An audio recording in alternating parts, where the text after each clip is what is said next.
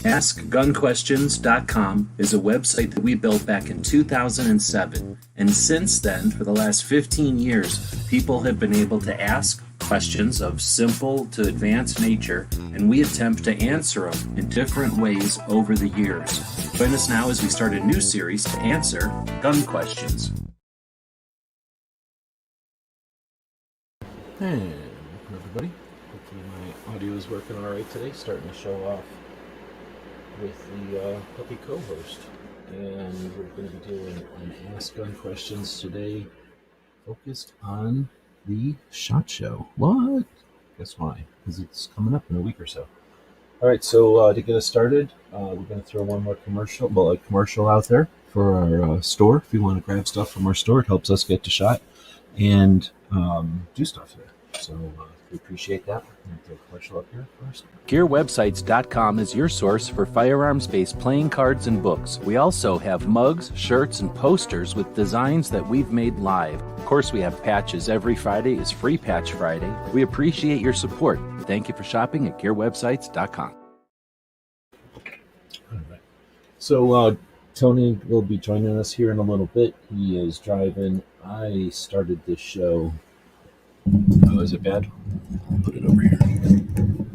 I have it set to that mode where it's, I think, what do they call that? You have to be in front of it. Is this better?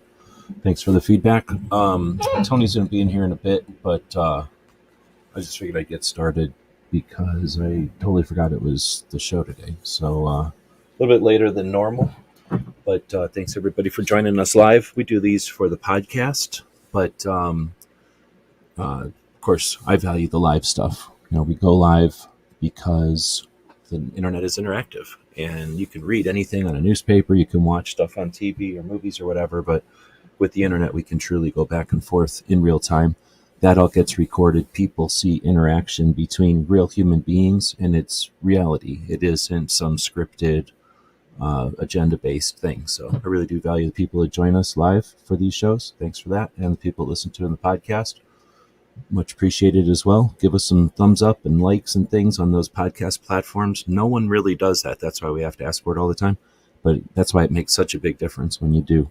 So we'll also say thanks to our Patreons and channel members, the people that subscribe to what we do. We have servers, we have software that takes money, and then, you know, taking the time away from what it's a bunch of stuff over there I could be making money on. But I'm spending time on this, thankfully.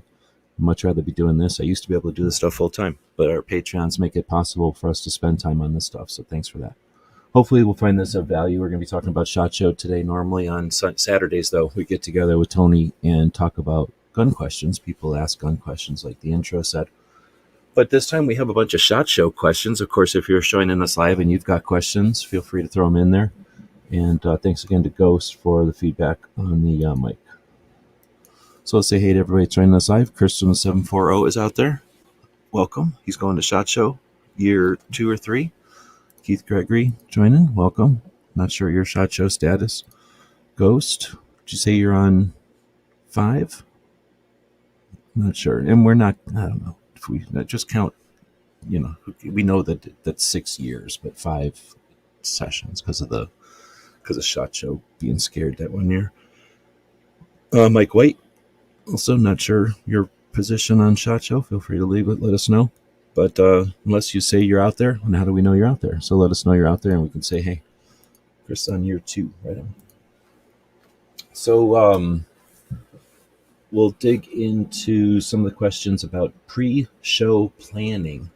One of the biggest questions that comes in often, lots of people ask this one, is there any must-see booths or brands for my audience? So, you know, you got to know your audience. One, you're allowed to have some influence on that. You know, what you're going to point your camera at and what you decide to deal with is going to be, you know, what exists. You know, so that'll be the product or your content.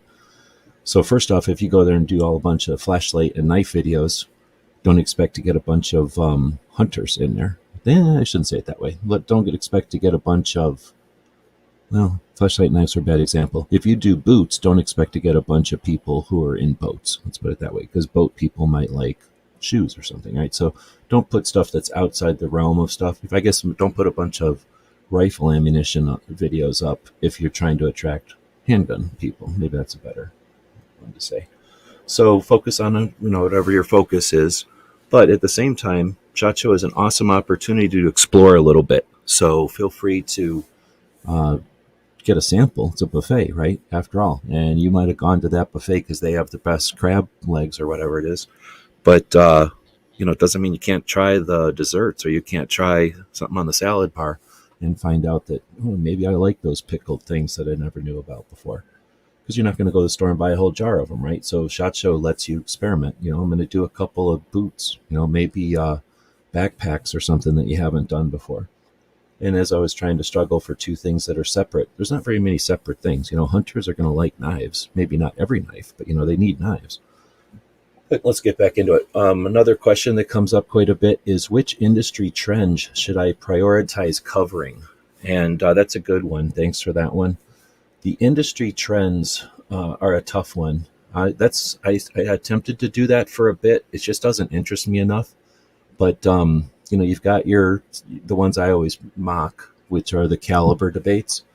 We have new calibers coming in, new calibers leaving, people with different levels of interest in these things. So, there's that. And then just what people own. If you own 2,000 rounds of a caliber, it's going to be really tough for you to suggest that isn't the greatest caliber ever, right? So you got those kind of debates, your red dots and all that kind of stuff. So right now, I think an interesting one, which might be a bit cutting edge, is night vision, seeing in the dark, seeing with thermal. That stuff is the technology is advancing and things are getting different. I don't want to say cheaper because that's silly, but they're getting different. And you can there's that. Some years it's been mag loaders. Remember, some years it's been mag loaders was the big deal. Ghost is saying this is the year of 2010s or 2011s. So I guess that means not a 1911, but a 2011. So double stack 1911s. What was the plan for the dogs this year? We have a dog sitter. It was cheaper to bring out someone to watch the puppies every day than to put the puppies up. So this puppy is going to SHOT Show, and he'll be sleeping like this, hopefully soundly, on top of a hotel bed. Well, no, not a week from now. He'll never be sleeping on a hotel bed on a Saturday, but at some point next week, this dog will be being watched by a human while in Vegas. So we're bringing him up this year. I'm not going, but I think it's important all of the way around. Right on. Would be the 6th. Right on. That's what I'm counting. I know since we all have that year off, there was no way to have gone to SHOT Show that year. I'm just not counting that one anymore. So I have to start saying this is my 18th year, even though it's the 19th year, I guess. My family recommends the Buddy Sandwich Shop if you're looking for food you can carry with you to the convention center. Interesting. Well, there's a couple of things there. You're not supposed to bring food in, so you wouldn't want to bring in a big bag of some store, right? Like some restaurant. You're not supposed to bring food into the building. Plus, you can't bring it into the show. Plus, so the SHOT Show doesn't want it there. The convention center doesn't want it there, and the hotel doesn't want it there. The hotel's selling you food, and they don't want to clean it up. The convention center's selling you food, and they don't want to clean it up. And SHOT Show doesn't care about it, so they're just going with the other rules. So nobody's patting you down, but I'm just throwing that out there. Nobody's delivering. You're not getting Uber Eats delivered to you at SHOT Show that I'm aware of. Unless they've changed the rules, they want you to eat at the concessions there. That being said, I don't think food at SHOT Show, I don't know what it's like for some people. Maybe some people that are skinny, they deplete their whole energy and they fall apart and they just have to lay down or something if they walk around too long. But I can walk around all day long and not eat anything. Maybe it's the superpower of being a fat dude, but I can walk around the entire day and not eat anything. I like to drink water, but you could bring a granola bar or a piece of something that has protein in it, some peanut butter or something, and then eat in Vegas. I don't eat at the show, but I do appreciate the recommendation. I don't know if anybody else, like if you're working at a booth, I'm sure they've got methods of alternate, meals besides what's available there, but I have no idea. But thanks again for the suggestion. But I personally don't eat it shot. I like say if I'll eat some of the free stuff they give us sometimes in the media room, but it's usually garbage food. I don't like it. It's a bunch of high fat, high carbohydrate stuff. I mean, I guess maybe on the third day, it's okay to eat like a big greasy biscuit or something for breakfast, but I'm not interested in eating that necessarily for breakfast. I'd rather eat clean for breakfast and then eat uh, like in Vegas. It's Vegas for crying out loud. Eat, have fun, have your fun eating in the evening. Ghost says he takes sandwiches around to eat, but peanut butter and bread, peanut butter and jelly. Like I say, everybody's different when you're talking about depleting energy all day long. You can just get real fat, and then you just have your energy with you all the time.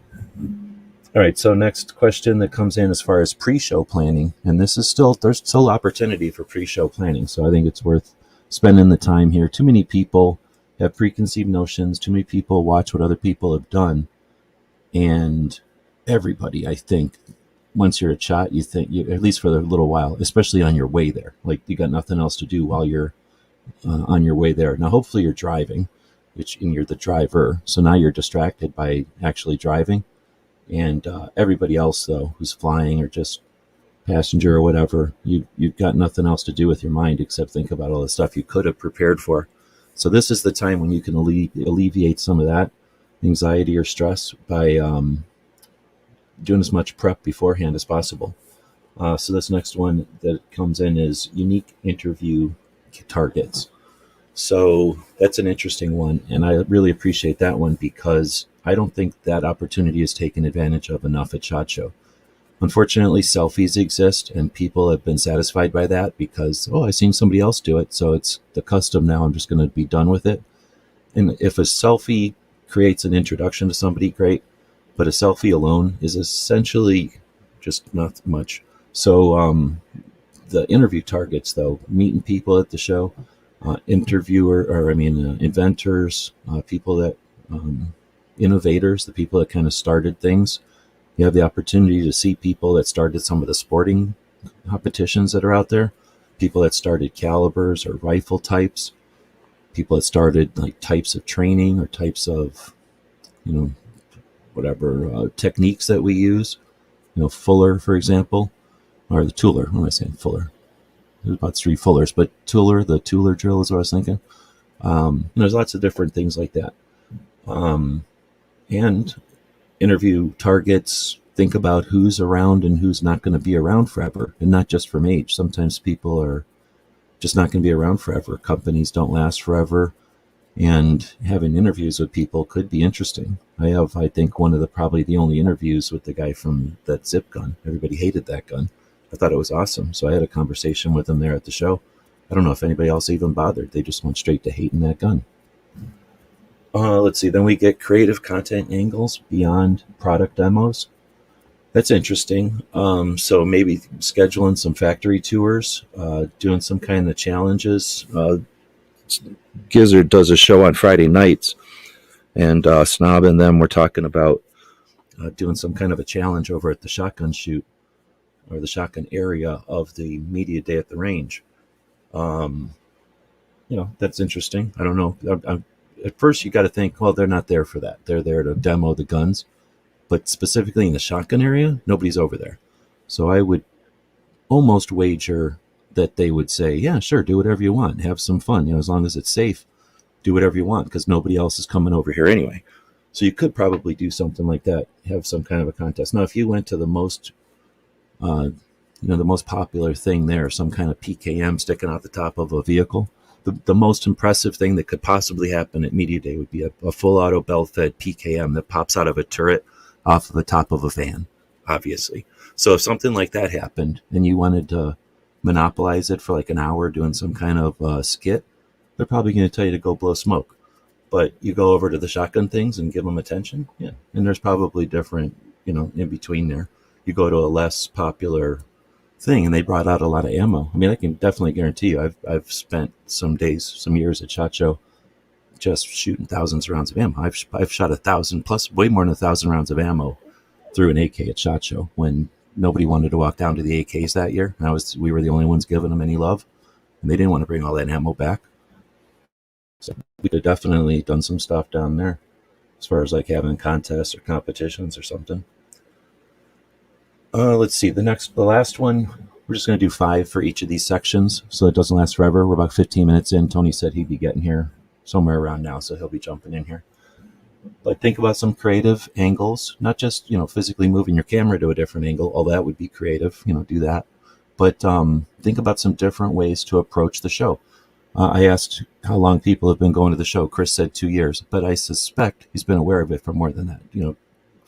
Ghost this will be his, what do you say again, 5th year? 6th year. But again, how many years were you aware of it before that? But with 6 years, you've had enough time to see kind of the how things change, the subtle changes, and then the quick changes. There's some abrupt things that change, and there's some subtle things. And by being aware of that, you have the opportunity to show a side of SHOT Show that's never been shown before. It does mention community meetups, and I think that's a good one too. We kind of attempted those a couple of times over the years, but people default to petty bullshit and don't do it. But there's the opportunity to get together and strengthen community. Well, there's some groups that do that, but it's never taken advantage of as much as it could be.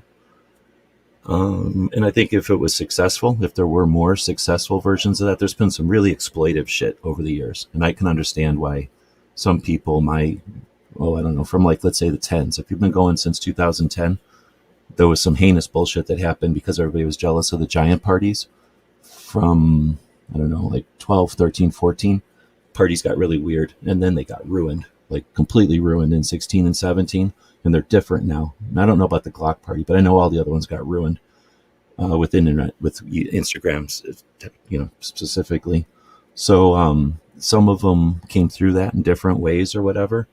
But anyway, in Ghost, you've seen half that shit. So there's some ways that through,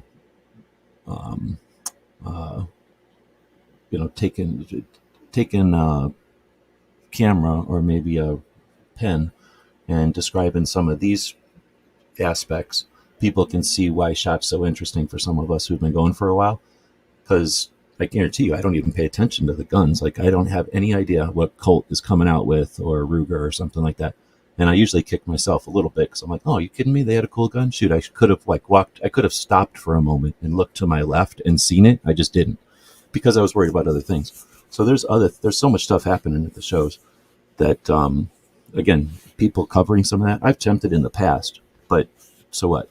The audiences who are out there are different, appreciative of it, interested in it differently. So I like that one. Creative angles beyond product demos. And honestly, not too many people seem like they're hot on product demos anymore anyway, which means that you could go in there and do product demos this year and wail on it and pretty much own them, I think, because it seems like so many people are dismissing them. But let's move on to the last pre-show one, and that's logistics for filming and photography.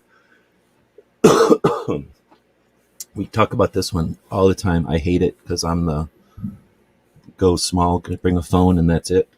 And not very few people, if anybody, agrees with me on that. So there's as many options for lighting and cameras as there is for red dots and grip angles. So that one I'll leave for other people, but you do want to get your logistics done ahead of time. No matter what you do want to be testing that already. Ideally, you go to gun shows and you test this stuff when the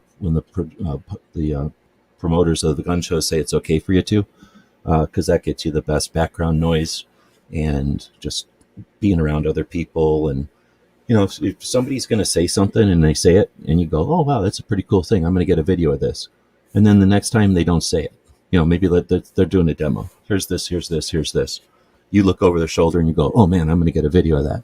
The next time they go, here's that. You're like, dang it, you said different stuff last time. So, how are you going to deal with that? Figure it out at SHOT Show or figure it out ahead of time. It's a little late to kind of get that stuff down. But anyway, we'll keep moving. Most are saying year 3 for me. Right on. Ghost is saying it'll be game planning all the way through shot. Every day the plan could change. Oh, it definitely plans every day, right? Like, I think that's the one thing you can anticipate is that things will change.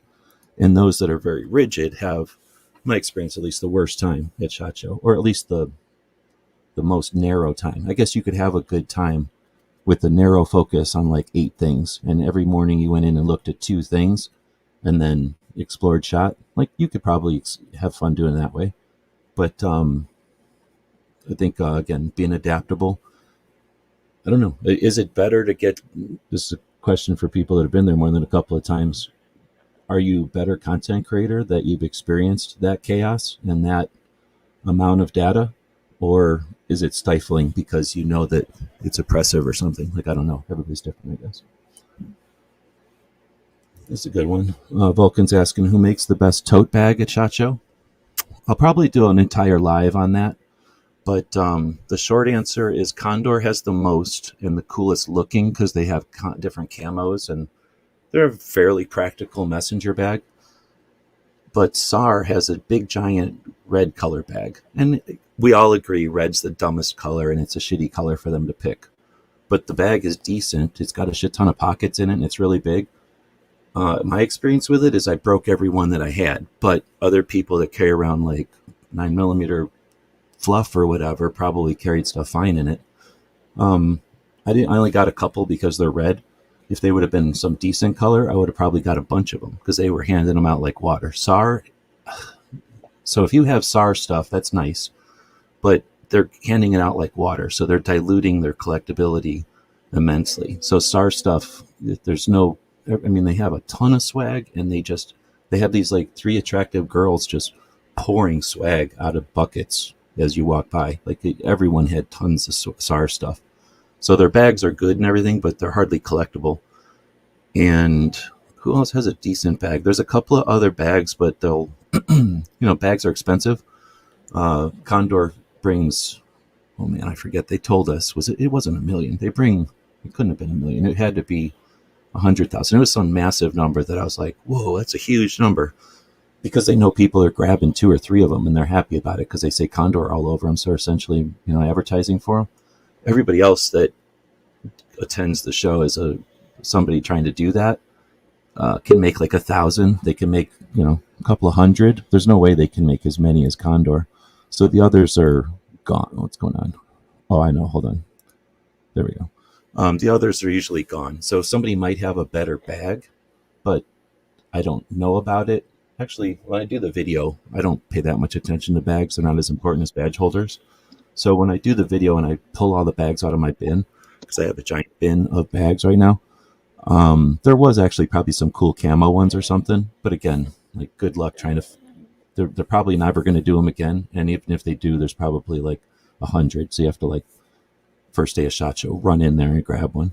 And sometimes when they only do 100, you won't just give them out to everybody. You'll have to know them or you have to do something to get one.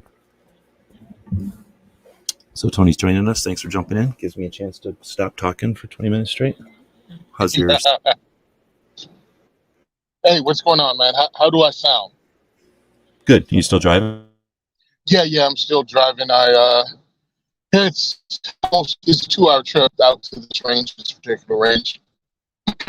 At a winter shoot, and this time I took my M68 clone out with a 1.8 optic, and the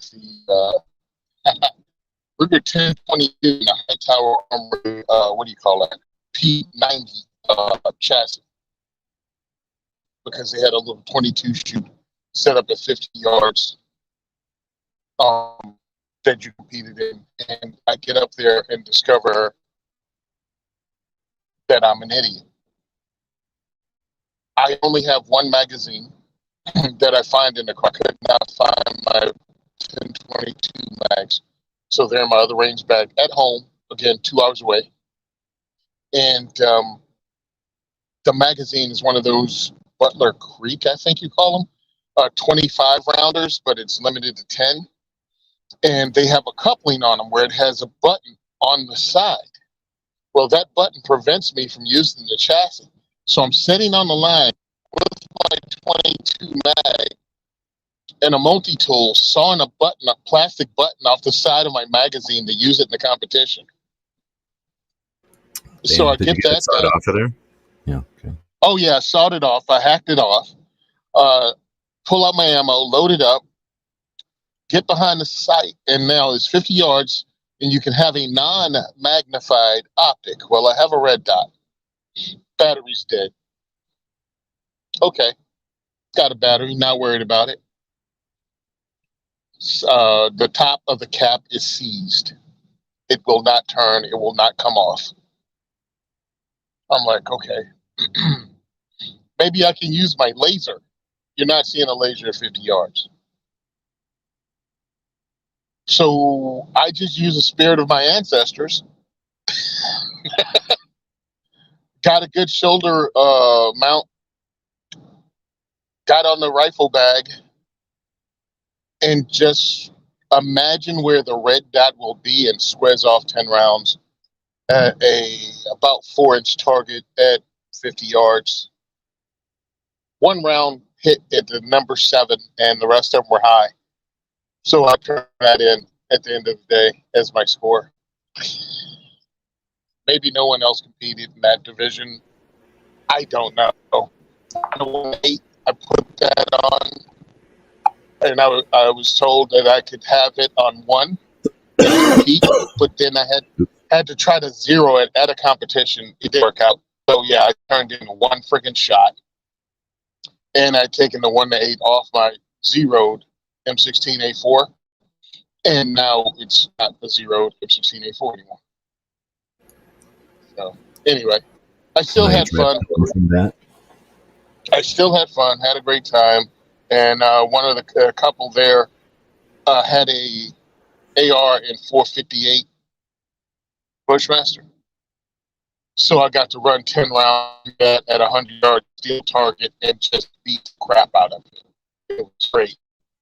So that was some fun. We were firing, I think, 320 or 350 grain rounds out of the 458 with a Voltal ore, and I forgot the name of the other. Starts with one of those companies that used to make really cool offers. It was one of the cool guy club ARs back in the day, and I haven't heard much They from say a V like victory, like Voltar?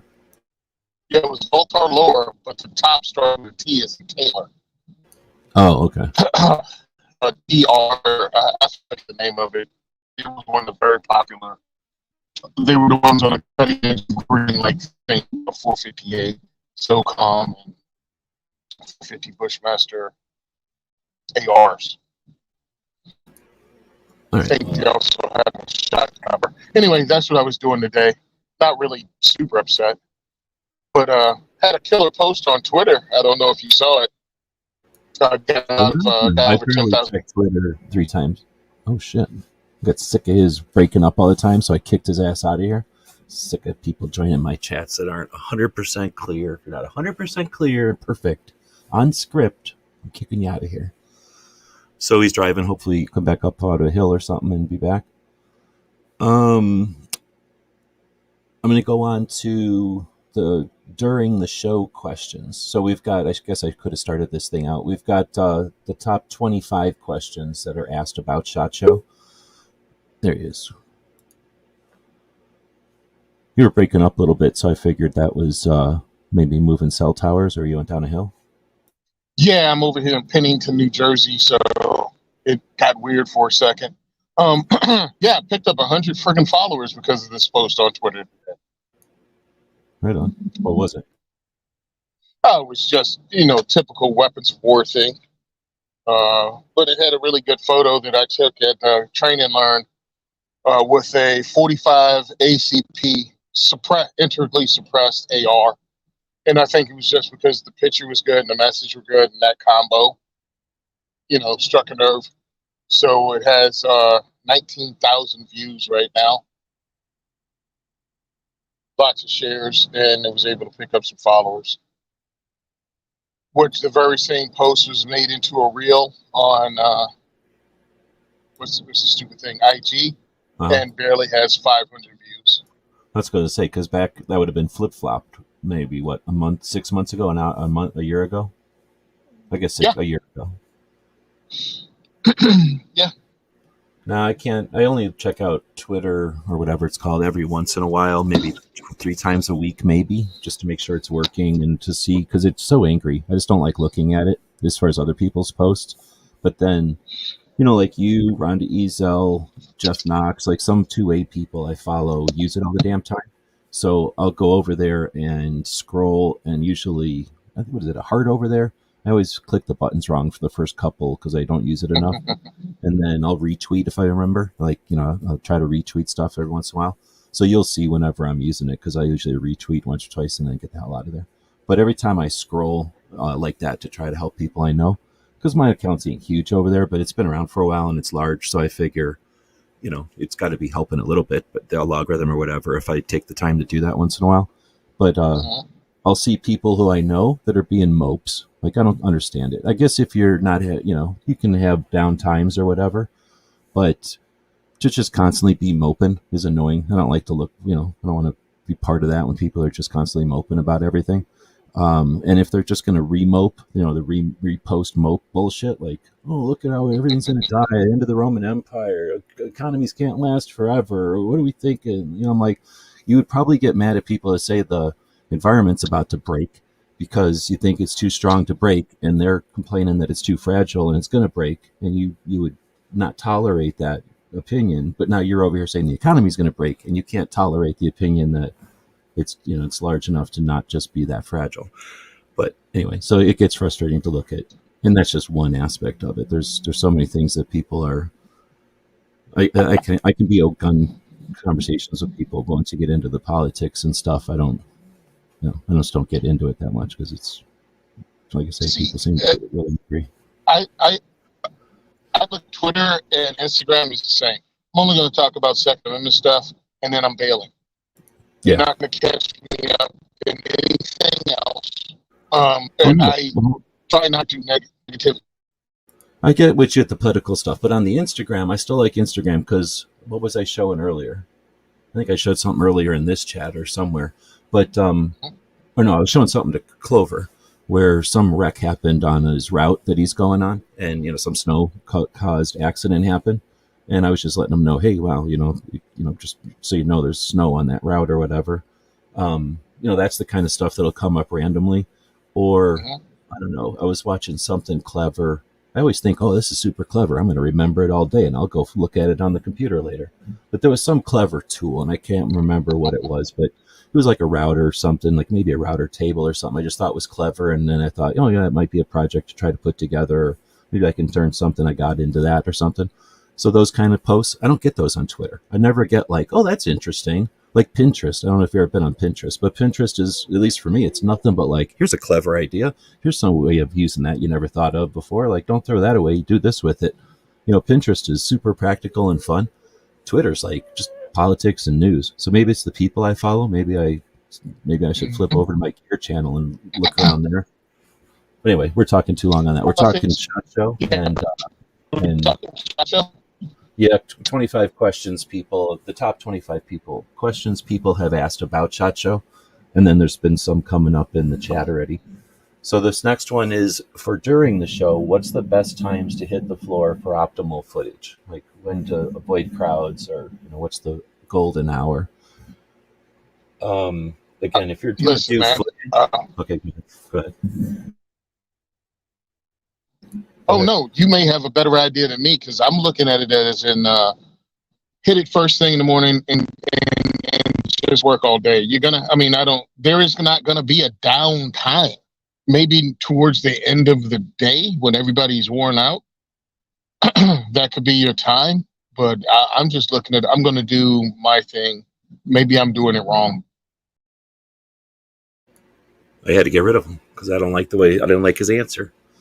No, he's driving, so whatever, he'll come back. I think that's a pretty good answer. There are no good times, like just what Tony said right there, that, maybe the end of the day because everyone's tired. I guarantee you, if you show up to some people at the end of the day, they're either going to be so self-conscious, I guess, that they're going to be like, oh man, I'm scared to do it now. I'm not on my game. Like, no.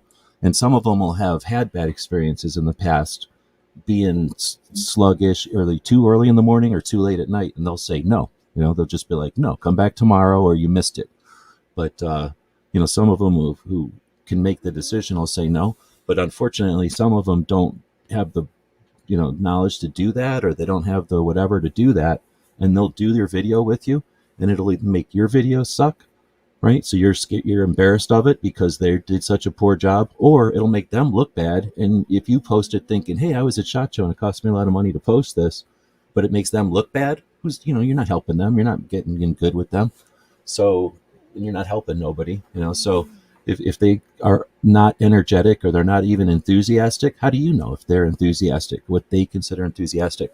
So it's really tough. You can't go in the morning and expect people to be on their game, but some people are on their game in the morning. So these are going to be a lot of contradictions. You definitely don't want to assume everybody wants to film in the evening. There's just no way to assume that. There's going to be some people that'll require it, but most people are going to say, don't film me. I don't want to film anymore in the last hour. They want to get the hell out of there. They're just like any store. You go into a restaurant and ask for the biggest plate of stuff with garnish on it at the last couple of minutes of the night. I don't know if anybody ever does that, but don't ever do that, right? Don't go into a booth and expect them to be on their A game right when they want to get out of there. Maybe they got a party. Maybe they just want to go sleep. Maybe they just got to go to the bathroom.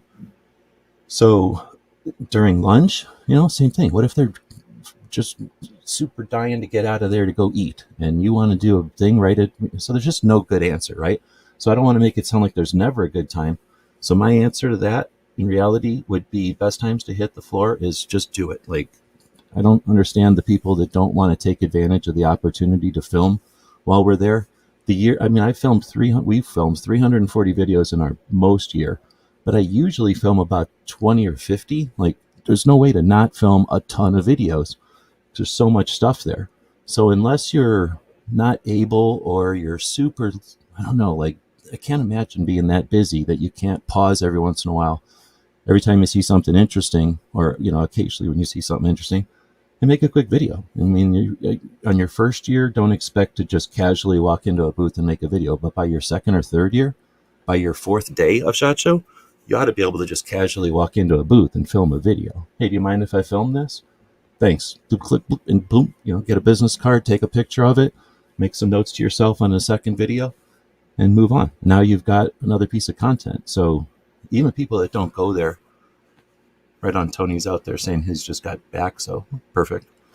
But even people that are going there for other things, it's possible to just get a ton of content. So anyway, my answer is take content constantly. Get content as much as possible. If your issue is that you have to set up to get good content, then get better than that. Like, get beyond that. You should not be able to use that as an excuse. Get content. Now here's what happens. A lot of people go, oh, I'm going to fuck off all night. You got to fucking bleep tension, blah, blah, blah. Do stuff in the afternoons, do stuff in the evenings. Go nuts. Kids, have fun with that. The people that are there for business are going to go home and check their footage. And now you check your footage and, oh no, that guy hadn't had his coffee yet. That guy needed to go pee. Like, she was not happy because her hair was goofy, right? It was a perfect conversation, but her hair was goofy. Like, now you can go up on Tuesday. Let's see, that was Tuesday or Monday, let's say. Now you can go up on Thursday and say, you know what? I was reviewing the footage and here's the problem, or here's what was so good about it. I can't wait to get this up. I've never done such good footage before. Is it possible for you to send me something to accompany the video when I post it? Because this is going to be a big video for me. It doesn't have to be their gun. It doesn't have to be their flashlight. You can say, hey, can you send me your marketing stuff in the mail? Can you send me your catalogs and stuff so I don't have to carry it around? Would you mind doing that? What do you think? They're going to just send you a catalog? Somebody will, but most people are going to throw some other stuff if they're already sending you stuff. So, open up your doors, get your opportunities there. Anyway, take all these videos that you can as often as you can. I keep saying Tuesday, the first day of SHOT Show, is not the day to do this stuff, but I don't mean take no content. You better come home with at least 50 or 40 videos on the first day, or else you ain't trying. But that doesn't mean that's all you should be doing. You should be walking the show, getting your free stuff, meeting your people, doing your thing, exploring the show, seeing what the size of it is. And then on Tuesday, you go back and wail on it with videos, getting products and stuff, and getting what you've already reviewed on that first day the evening of the first day, what you reviewed and what you know is good, what you need to reshoot. Oh, I got that, but the lighting was bad. Or I got that, but there was a line of people behind it. Or if I go do that tomorrow, there will be a line of people behind it. You can go do a booth review and make the booth look empty. You could do a booth review and make the booth look like it was the most popular booth at SHOT Show.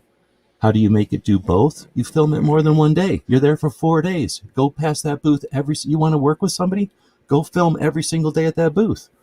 Get it when it's busy. Get it when it's closed. Have you ever walked up to a booth and said, "Hey, I'm a photographer.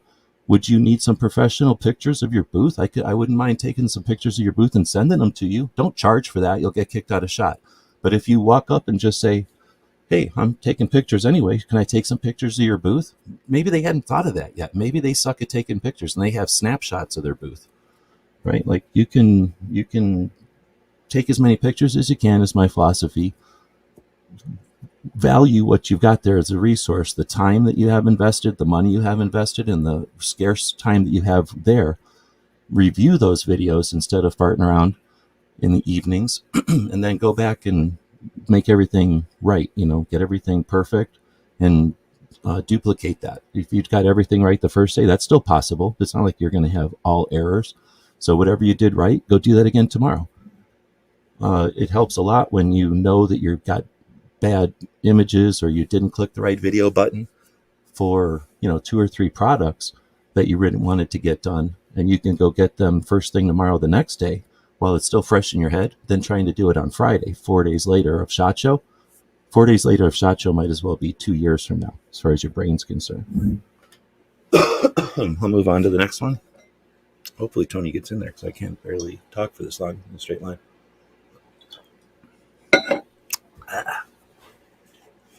And I tried to drink that coffee so fast, I spilled it all over myself.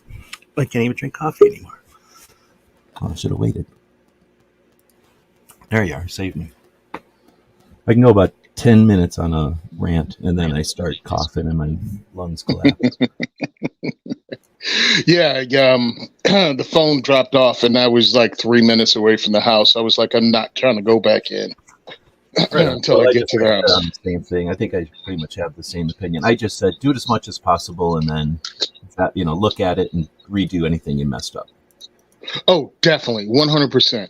Okay, I put a lot of pressure on myself going in the SHOT Show because I do not want to waste this opportunity. I don't want to waste a second of the day. So yeah, I've not seen any of Vegas, except when a friend of mine actually got me to go to a cigar bar, a cigar lounge outside of Henderson. And I didn't consider it a waste of time. My sister, who I rarely see, who lives in Phoenix, she came out. She came out and saw me in Vegas. She drove out to Vegas to hang out with me for a night. So we went to dinner, and I just got to visit her, which is hilarious because when I was in Phoenix to speak at the Second Amendment rally, my sister was in Australia. So I didn't get to see her. But yeah, don't waste your opportunity, man. You're out there once. Some of the guys, look, I'm not judging anyone. Okay, I might be judging a little bit. I'll go ahead and say it. I look at the amount of money I'm going to spend to get out the SHOT and understand the money that I have to travel to SHOT has been donated to by people that believe in what I do. And it's been collected at diversity shoots. There is no guaranteed paycheck in what I do. So I'm going to make every damn moment count. I see guys getting trashed at the Circle Bar. And I'm like, the Circle Bar for me is where it's a watering hole. You go meet, you shake hands, and you try to build on a personal relationship with some of these people, as in, hey, what's going on? My name is Tony. This is what I do. And you're outside of the booth thing, and we can have a conversation. I don't want to mess that up by getting drunk. I'm too dang old to drink until the crack of dawn. And then at 7 o'clock. Before, right? Like you've had parties before. I don't have to do that where I'm paying a lot of money to do business. I don't need to prove to anybody I know how to have a party or be at a party. I just saw John Crump's question. We can find Gay Street in Vegas together. just like we found Gay Street in whatever town in Pennsylvania we were in. Thanks for the super chat, by the way. So the next one is strategies for capturing compelling product demos, close-ups, action shots, audience reactions. Have you done much product video? I do it on range day. I mean, because that's media day at the range. People want to see the guns go pew. That was when I did the most of that because I believe that's what most people are interested in. When like going to the table with the flashlight and weapons mounted lights. Sorry, but they all look the same. And the lumens, you can't really tell in that shot show environment unless I shine it on a specific spot on the wall. I was over at Nightlight's booth, Nightsticks booth, and there was just really no way to show it. I got some pictures, I got some video, but it really didn't look that exciting. And I was trying, you know what I mean? Like, how do I demonstrate a weapons mounted light on a flashlight other than showing someone, fully extending it? It's on a blue gun. So I don't think I did great outside of capturing as much footage as possible on the media day at the range. I think that was the good looking stuff. And I'm just keep recording, have my partners record and just keep recording, taking pictures, put it together in reels.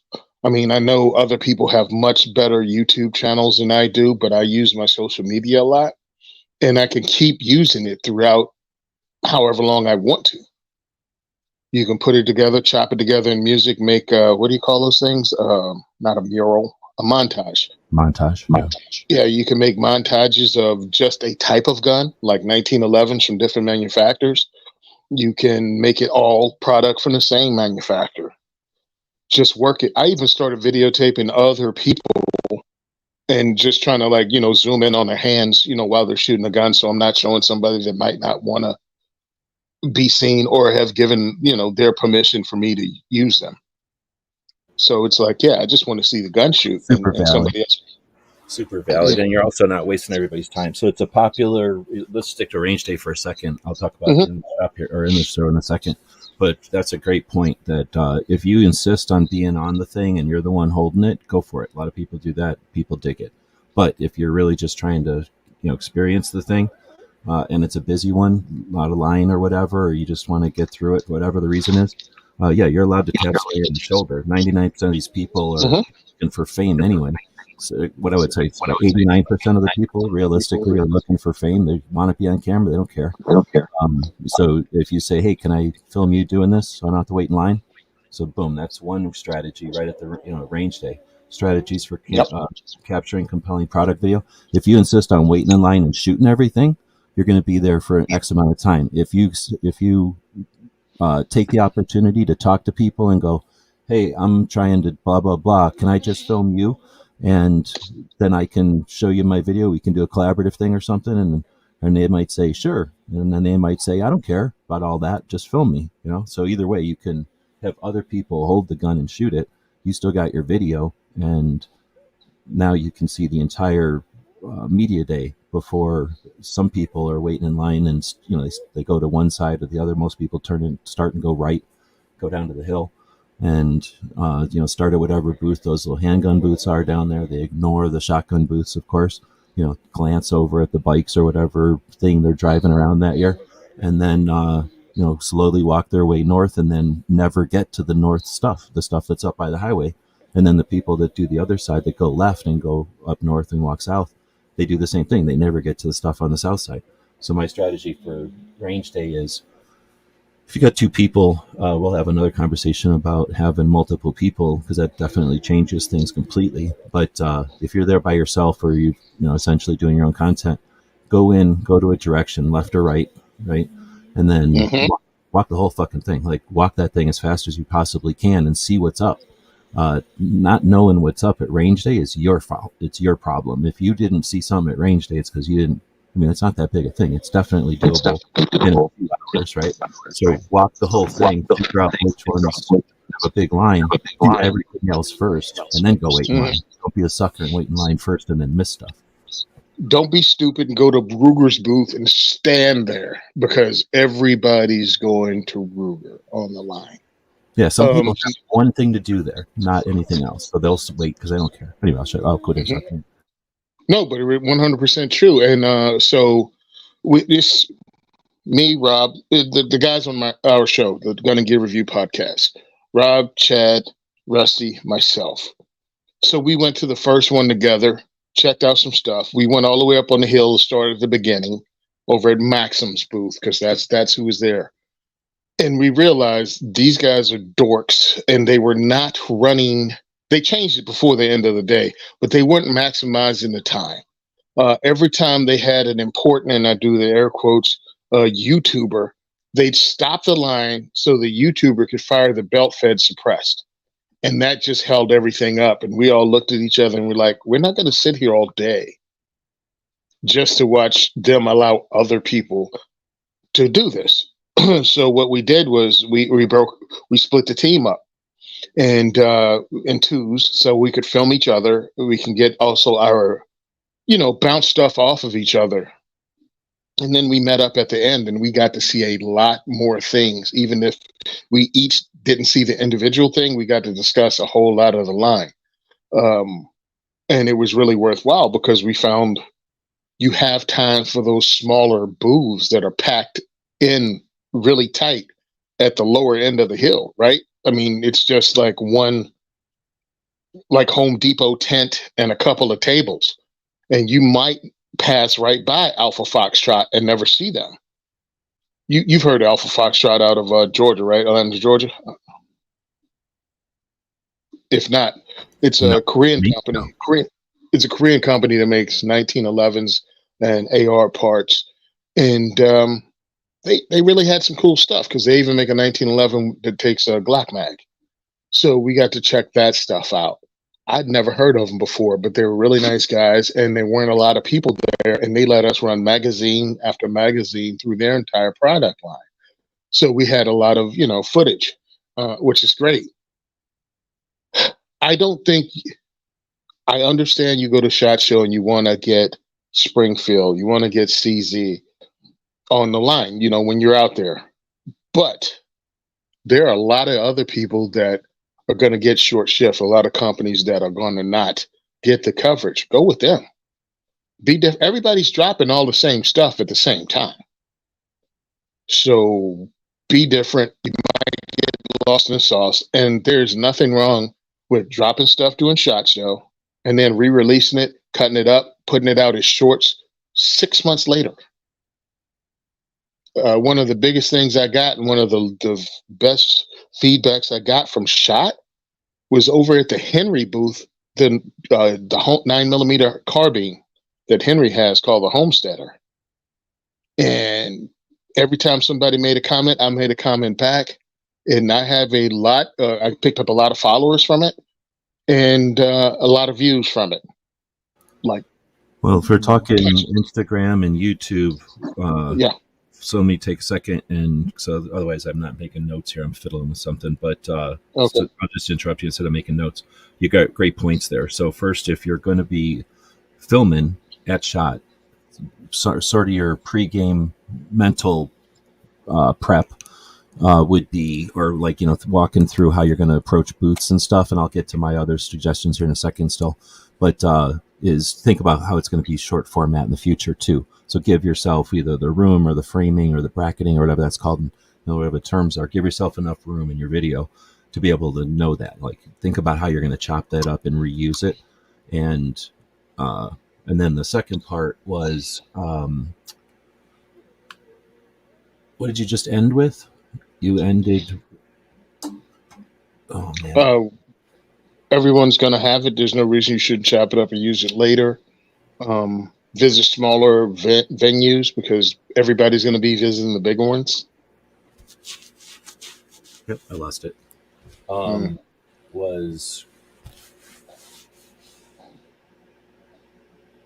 no, I'll probably think of it if I'm trying to think of it. I was fiddling with stuff here. So we're an hour in. We've got quite a few people watching, and I've got lots of more stuff. So there's questions coming in, and I want to hit those. And we're only about we're just barely breaking into the top 25, and some of these are hopefully useful for people.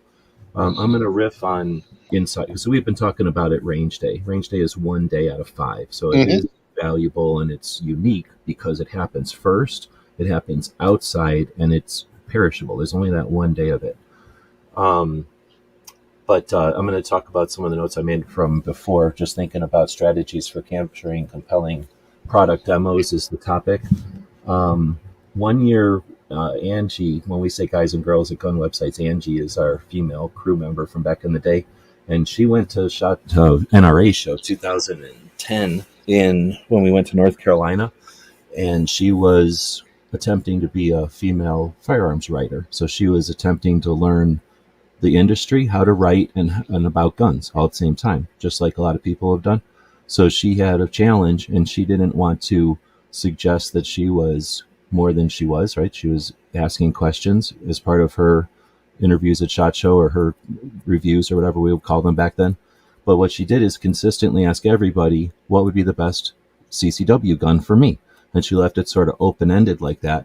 And she's standing there. They have the ability to look at her and then make suggestions. So when she asked that consistent question to each booth, she got an answer from each of them that was interesting. But I think what stood apart was the booths. I think it was SIG, the booths that she went to where they said, well, how much training do you have? Or they said, what do you like? Instead of just saying, here's what we have that fits a girl, right? And I thought we didn't know that was going to happen, right? And she didn't know that was going to happen. But that turned out to be really, really cool. Now, this was 9 or 10, so I doubt very many people remember that. And this was like the beginning of videos at shows and stuff still.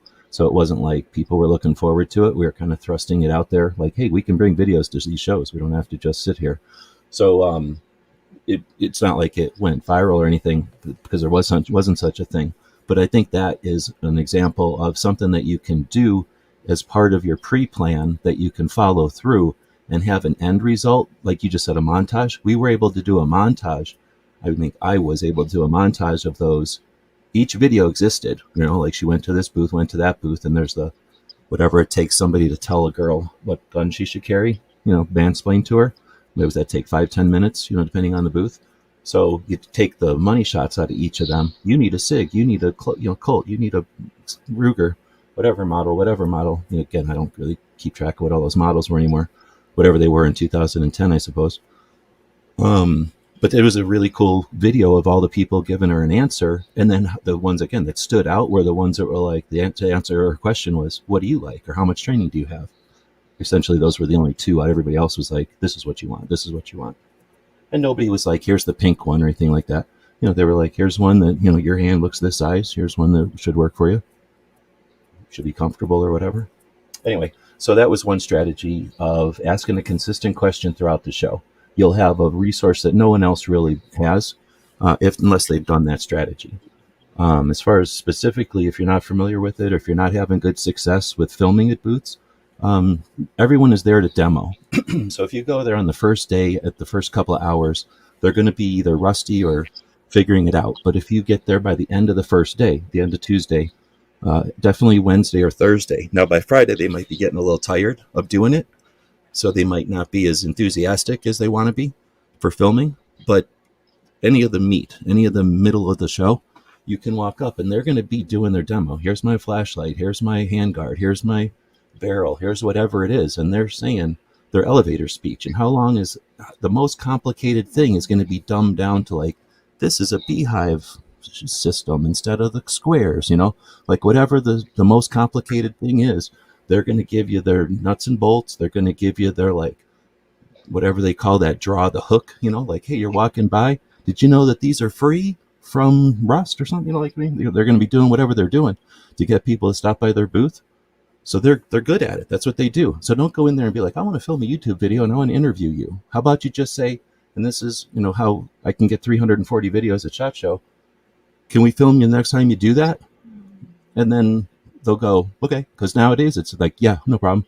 Back in the day, they'd go, and then you go, we only care about the product. You go, as they're going, you go, because that means I don't want to be on video. When they go, if there's any amount of pause, anything, like they're about to say something, that means they don't want to be on video. So you go, I'm only looking at the product. Because guess what? I've never looked at a person unless they're like somebody who's dancing around and half the product is on their face or something. I'm not looking at them. In fact, I've had people look at me like, "Oh, you're not looking at me?" And then they go, "Oh," and then they give the most enthusiastic product review they've ever done because they know I'm not looking up at them. And it's not about their face or their or what their hair looks like or the booth, because they might have their pepperoni pizza laying on the booth and they're going to get in trouble. But you wanted to film the video, and they need to film videos because nobody else came by. And now there's a video with the pepperoni pizza on the thing, and they don't even like it, or they're going to get in trouble. Like, are you paying attention to that shit? So yeah, you go, "Hey, can I film you next time you do that?" And now you're not even asking them to do nothing for you. You're just saying, "Can I do that?" And they're going to probably go, "Yeah." And then you just film it. Next time they're talking to somebody else, you film it. And then I like to interrupt and go, "Hey, is that thing really spring loaded?" Because if they're talking to this guy and they don't bring up the spring loaded part, but I want it in my video, I'll go, "Isn't that spring loaded?" Because I seen them say it like 4 other times intermittently, right? I just want to make sure it's in my video. There, now you're done. You got your video. And then at the end, you can go, "Hey, I'm going to put that on my YouTube channel. Here's my card," or whatever. You want me to do another one where you're in it? Some people, you can tell that they want that. They're like, "Oh, you only got me. You only got my hands in it." Sometimes they'll say that, and that's them saying, "I want to be it." So then you go, "You want me to do another one?" So that's my suggestion for like literally strategies for capturing compelling product demos is don't show their face because nobody cares. You're at SHOT Show, so you got all the noise. Everybody knows you're at SHOT Show. You probably titled it, "Here's something another at SHOT Show."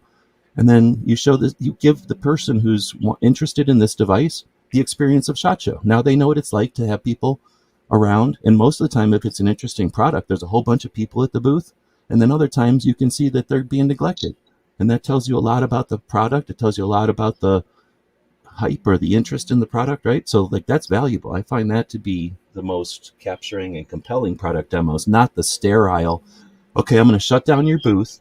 We're going to do this on this background. We're going to do it until you do it right. And it's going to look like some kind of fucking commercial." And there's people that can do that. And there's like No Spec Monkey can pull that off, but he's been doing this longer than me. And good luck. He does that every single year with a crew of like 7. So good luck to you. And he's done it every single year. Like I am super inconsistent. I do whatever I feel like at SHOT Show each year, mostly with my phone, sometimes with $50 cameras. He's been doing it with like professional quality stuff since before I've been going. Yep, 100%, man. You get to see that in the green room when dudes roll in with entire crews, and I'm like, I got my 4 guys and our cell phones, and I am not competing with them. I'm putting out my own thing. I'm doing my own style. I am not your competition, and I don't consider myself that. I'm trying to create stuff for you guys to check out, and repost, and hopefully, whoever the heck you are and wherever you are, whatever I did was unique enough, or me enough, or gave you a different perspective, or maybe it was just another camera angle. Or maybe this person was just not as smooth, but answered more questions. What's the name of that? JR15. Remember the JR15, the little 22 that everybody made a big deal about? I like it a lot. So those guys were wonderful. All right, I was there the first year before they blew up, before Gavin Newsom and the chucklehead Chuck Schumer got a hold of them and pretty much made their lives live in hell. So they remembered me from the very first time. So I was able to talk to them, and they had a new lady there, or a lady there who wasn't there the first time. And she was nervous about going on camera. And I was like, "Well, how's this? You know everything about the gun, right?" She was like, "Yeah." I was like, "Hold it in front of you. I won't go to put your face on, and you can run through your whole thing. There's no reason for everyone to see you. I just want to get everything out because myself and the owner did a different video the year before. And I wanted to ask some questions and get some answers on what it was like after, they were pretty much shoved onto the national stage for a product that wasn't even out yet. And the politicians were already making up lies about them. And we were able to get that out. And it was unique and it was different because others hadn't asked them that. Also, we ran into, just during a break of setting down, a Canadian journalist. I'll leave it at that. And we started having a discussion about what it was like in Canada. And he was well informed because he'd been in the business for decades. I'm dancing around stuff. He'd been in the business for decades, and my partner Rusty was like, "Hey, can we tape this and just show, put the camera on the table so people have something to see visually? But can we get this conversation?" He had no problem. So you don't have to show people's face. You do whatever you can to get the content, but have them be comfortable, because you don't want to leave a bad taste in people's mouth. The industry's small, and you don't want to be a jerk to people just because there's no reason to be. Everybody's there for the same reason. That's why they're at SHOT. But people do have different comfort levels. Meet them there.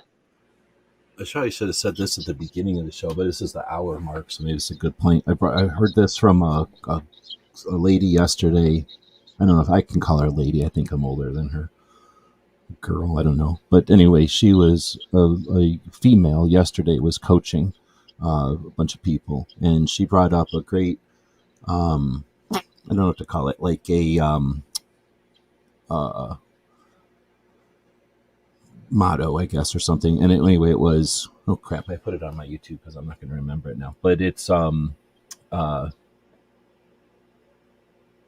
I think it was know yourself, like what you're doing, know your audience and what they want, and then know how you're giving it to them.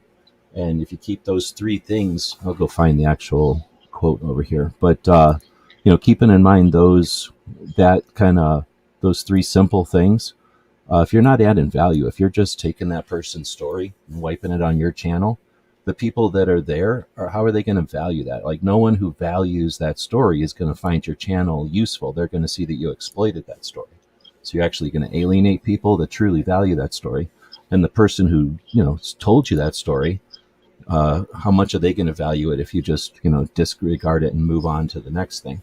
So, giving people respect and their stories some reverence, I guess. I don't know the words I'm looking for, but I think that is kind of what you're saying there, that offering that can be different than what a lot of people are doing. A lot of people are just whipping through and they're not really paying attention. So I don't want to say fewer things that you pay more attention to, but just being honestly interested in things instead of just superficially, because the superficial stuff just gets on people's nerves. They're there at SHOT Show, and if they were like, man, I don't want to do this, but I got to go, and I've got to do these interviews because I'm trying to sell the book, or I care about people who care about what I care about, right?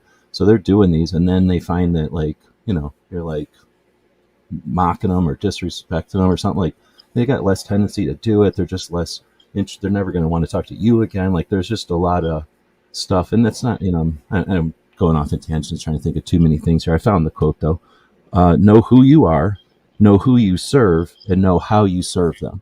And I thought that was a great way to think about it as a content creator, sort of your value, and to understand how to, or I guess more than just knowing your value, how to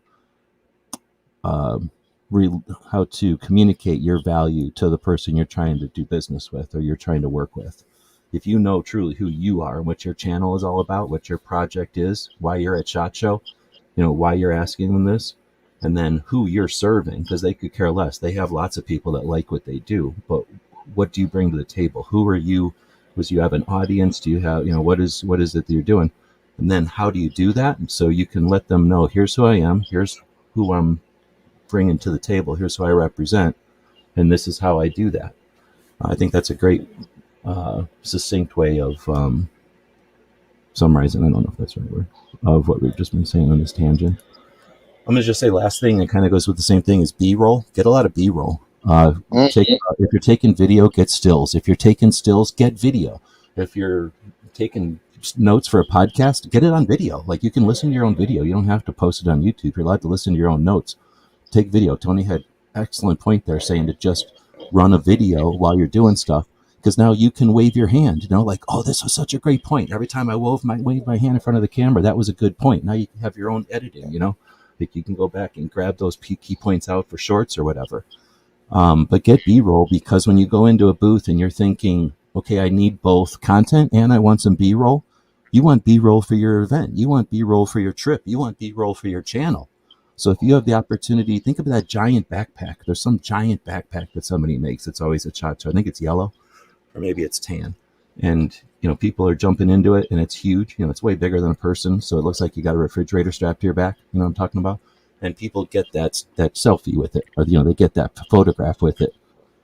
Think about if you're not paying attention to that kind of stuff, you're walking right past like the biggest ball of string or something that you're standing right next to it. Might as well get some use out of it. So when you're thinking of B-roll, it's just keeping you out of your tunnel vision to some extent, and it's making you think of things from like, how would the bird see this? How would the worm see this?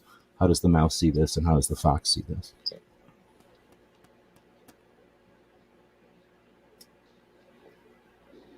All right. The next one is engaging ways to interview industry experts. Do you got time to keep going, Tony? I asked everybody out there. Nobody's answering. We got more and more people watching, but nobody's. Yeah, let's do this. Okay. So engaging ways to interview industry experts. Do you have any? You've probably done as much of that as you've done booth reviews, or probably more than booth reviews. Yeah. Okay. It's hilarious because if you walk up to people, introduce yourself, tell them what you're doing, and go, when would it be convenient for you to do this? And we can do it right now if you want to, like have your ish together to do it immediately, but also be ready to pencil someone in and make it quick. Have your stuff together. Don't go, oh my goodness, oh my goodness, oh my goodness. I have to think of questions. Have that stuff ready and popping and just roll with it. Some people you may want to interview and some people you just want to meet. I was able to interview industry experts, I guess you call them, because they're at the booths and that's why they're there. Others, meet them, have a conversation, talk to them. Everything don't have to be at this SHOT Show. There's NRA show. There's other, Brownells has a thing. There's other industry things to go to. You can establish relationships here that can be exploited. And I'm not trying to tell you to manipulate people or use exploiting in a negative way, but you've established that you know someone, have met someone, and you had and created good vibes with that person and didn't press them really hard if they couldn't hook up with you at that time. But hey, maybe a future date. Here's my business card. I'll shoot you an email. It's just like kind of almost speed dating and making friends kind of thing that you're doing at SHOT. Everything doesn't happen to have there. It doesn't happen to be, we're there on Tuesday. You met them on Tuesday. You saw them. It was somebody you really want to talk to. Man, you have until Friday. Hit them up. Oh, the first part of the week. Let me interrupt just to say the first part of the week is a great time to go. How long you here? How long are you in town? Or just what you're saying, so that you can plan on something later. Because they're busy, you're busy, but maybe you're both not busy on Wednesday. Exactly. Sorry to interrupt you there. I don't know if you were keep going. No. It's respecting people's time and not acting as if they should drop everything for you. And you think it shouldn't be said, but you can get caught in your own head. Trust me. And you can like, I don't want my time wasted. Hey, bro, take it easy. Pump the brakes. Everybody's here for the same thing. My interview with Tim Kennedy, that just happened because I was there and I got 38 seconds of Tim Kennedy contradicting himself. It's up to you whether you believe him or not, because I asked him a question. I was either gonna sit there and have it bother me or talk to the guy, so I did. I think that was one of the ones that surprised a lot of people and created some heat from my last year's SHOT Show. Take opportunities when you can find it, create other opportunities, get business cards, give business cards, and take notes of who they are. And I'm sorry, but I've taken photos of people just so I can remember them and tag their name in it. Because you're meeting a lot of people and you're kind of gonna at least I do, forget what they look like. So take a photo with them and then take a picture of their business card and link the two suckers together.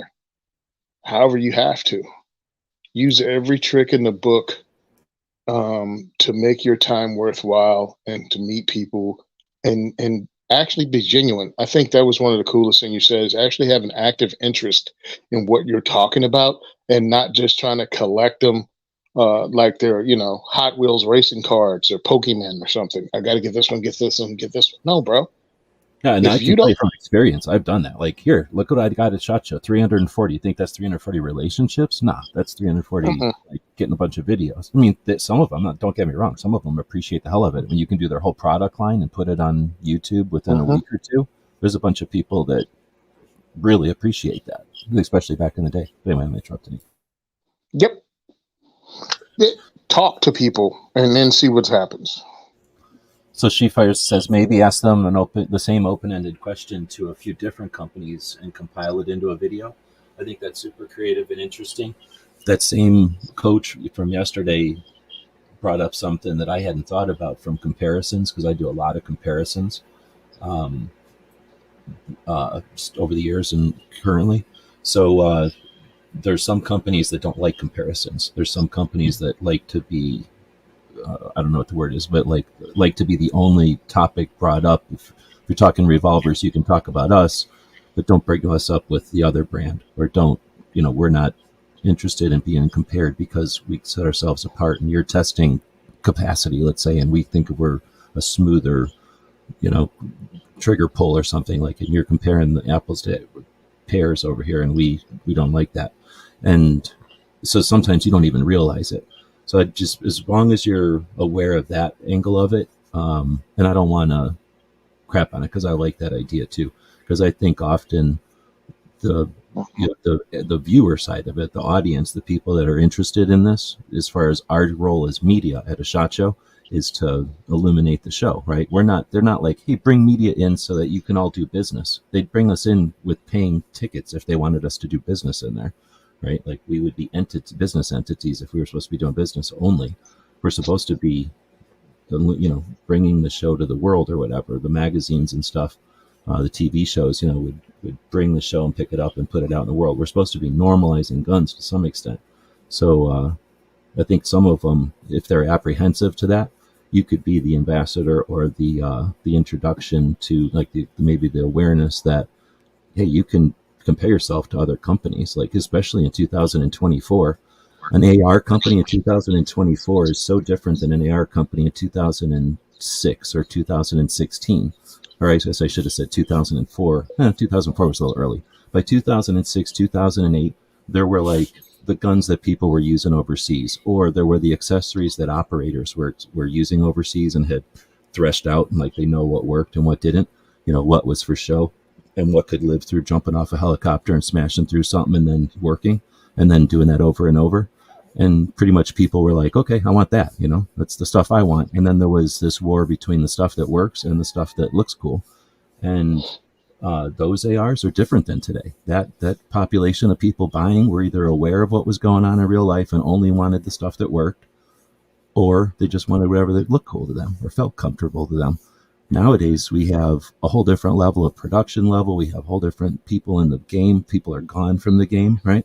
Like, stuff like trends of handguard shapes and sizes and attachment methods. I make fun of red dots because it's easy, but I could just easily make fun of handguards or something, right? Or pistol grips or stocks. Like, every part of an AR really has controversial and competitive accessories and stuff. But anyway, back in the day where that would have been very competitive, somebody with, like, I sell this furniture and you're talking about that furniture, or I sell this rail and you're talking about that rail, I don't want to do business with you anymore. That's the kind of shit we had to worry about back in the day. You're selling Coke and I like Pepsi. Like, no, this doesn't work. Like, we're not working with people who are across that line. Nowadays, there's not that line in the consumer. Like, consumers aren't like, I have to be uber practical or I have to be uber comfortable, right? Like, now customers are like, oh, I want a little bit of both and I expect a little bit of both. And companies are like, well, here's a little bit of both.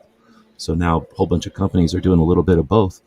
There's room for a ton of companies to sit there, because when you're, like, doing a little bit of both, okay, well, where's the margin? Like, is my little bit of comfortable the grip angle, or is my little bit of comfortable the recoil, the felt recoil? Is my little bit of practical the caliber choice, or is it the length of barrel? So now you start getting into real nuances. And who buys one AR? I mean, that's the other thing. Back in the day, ARs were thousands of bucks, and to get a nice one was really expensive and kind of tough because the parts were in demand. Nowadays, you can buy less expensive ones times, I don't know, it doesn't even matter. Some people have dozens, honestly, but easily, 5 or 6. And when you get to 5 or 6 guns, there's nobody's fighting over accessories like they were back in the day. So anyway, I just am trying to say that things evolve, and what I'm being, I guess, apprehensive about, like offending the companies by doing a comparison, is kind of old thinking already. And I'm willing to accept that, like, I think the industry is changing a bit. Certainly customers are changing to where they don't demand the same things that people demanded back in the day. And then I'm trying to pick extremes, but somewhere in 16, it was somewhere in the mix, and there was a lot of deceptive, and that's where I get a lot of my bad taste in my mouth, is when it was kind of changing. And when it changes, you get a lot of people who can jump up and go, "Hey, you like chocolate and peanut butter? I got this treat," but it's not a Reese's peanut butter cup. It's like something gross. Well, one of the things I like people in our audience here, because we have smart people, and She Fires is one of them, and she says, ask them the same open-ended question. And I think something I picked up at Kevin Dixie's Training Learn was, ask them who their audience is. Ask them who do they think is buying their product, or who do they market to, because we can make an assumption because everything's in camouflage pants. You know what I mean? With all their pictures in the booth, but really, is that who, they're going for? Or maybe they're going for the entry level person, and that's why they have all this. Or maybe they're going for someone that is looking to buy their 4th AR, and they know what they're looking for. Like, that is, ask them questions and let them tell you about their product. Not the same old, but let them walk the dog a little bit for you. You don't have to do all the heavy lifting if someone has experience, and if you approach it like an actual conversation and not just trying to say, "Hi, I'm at so-and-so's booth. Tell us about your new product." All right, here it is. Have a good day. Well, you're going to get the same cookie cutter stuff everybody else says. Try to have a conversation, and like She Fires says, ask an open-ended question and let them run with it. For sure, you'll get surprised. You might think, "Oh, it's made in Nebraska or something," or, "Oh, this is engineered in Italy or something," and then you find out, "Oh, no, we make this thing in New Jersey," or something like that. The next question came up again about during the show type of questions, would be tips for live streaming or going viral. These were kind of different, but stuck them together because live streaming is easy. It's pretty much, it's difficult, if not impossible, to even achieve technologically, but it's also frowned upon by the show. I don't even think they allow it. There's people, there's still, when you think of SHOT Show, there's the people that are there for their business, there's people that are there for their units and their departments. And if you're a procurement person, it's probably not a big deal, but sometimes, I don't want to say often, depends on what room you're in.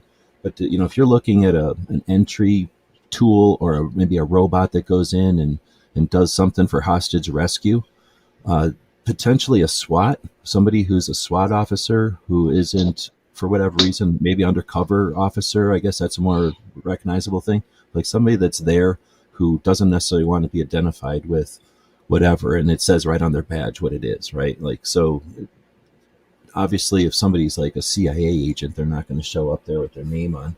But there are people that are just there casually because they're at an industry show, and they're procurement, or they're, I guess I was going to say, the actual officers that are there to talk with manufacturers or developers, or maybe they're brought in as an expert. So they're walking around, the show on their off time or something. And that's where they don't want you casually watching or taking videos of the audience. So that's the technical reason why somebody might not, for security reasons, not want to be there. But then think of all the people that were like, "Oh, I'm taking off work because I got to take off work next week." And now you got a video of them walking through SHOT Show giggling. That's not always awesome. You know what I mean? And what if it's some other reason? You took the week off from school or something, and your professor sees you're walking around SHOT Show. So just to be professionally discreet or whatever, to leave people be. Or again, like somebody, it's just like maybe a professional YouTuber, and they're walking around talking to the professional YouTuber who they hate professionally, but they're best friends in real life. They don't want that on the YouTube. Sure, it's a thing, but you don't even realize it happened, and now it's over there. Or the other way around. Two people are having a fight, and they normally like each other. Some of that stuff people just don't want on there. Or maybe, again, it's just somebody who just doesn't like their hair the way it was, or they were shoving a sandwich in their mouth or something, and they just don't want to be the B-roll on somebody's thing because it was happening over the shoulder of somebody while you were, or worse, when you're just walking down the aisle, I guess. Usually when you're filming over the shoulder, you're kind of aware of what's going on in your viewfinder. But people that'll just like run a 360 camera or just kind of walk down the aisle with a camera going, that's where the live streaming is, I think, to discourage that. But at the same time, it's really difficult. There's just a zillion people in there. Like, I can't even imagine how many wireless devices are going off and how many Bluetooths. So, and there's really nothing you can do with so much noise. It's just not really possible to live stream. So there's a couple of reasons why you can't live stream. After the show and aside, go outside or do it somewhere else. Yeah, go nuts. I bet you if you went out on the street or something, you could probably live stream from out front. Would it be worthwhile? Would anybody care about watching that? I really don't think so, but I have been wrong lots of times. So if somebody wants to try it, let us know. As far as going viral, yeah, here's the recipe for going viral. I was letting Tony give you the recipe for that one. Oh, yeah, I'll go ahead and give you the recipe for going viral. Not doing gun stuff. They're going to kill you on any platform you put it on.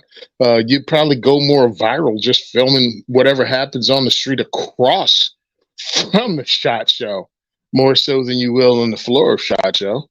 So don't plan on going viral. I mean, I didn't plan on running at Tim Kennedy, and that's as close as I came to going viral. And that was 30 seconds or 35 seconds with him at a party. It wasn't a setup interview. We didn't go into a quiet corner.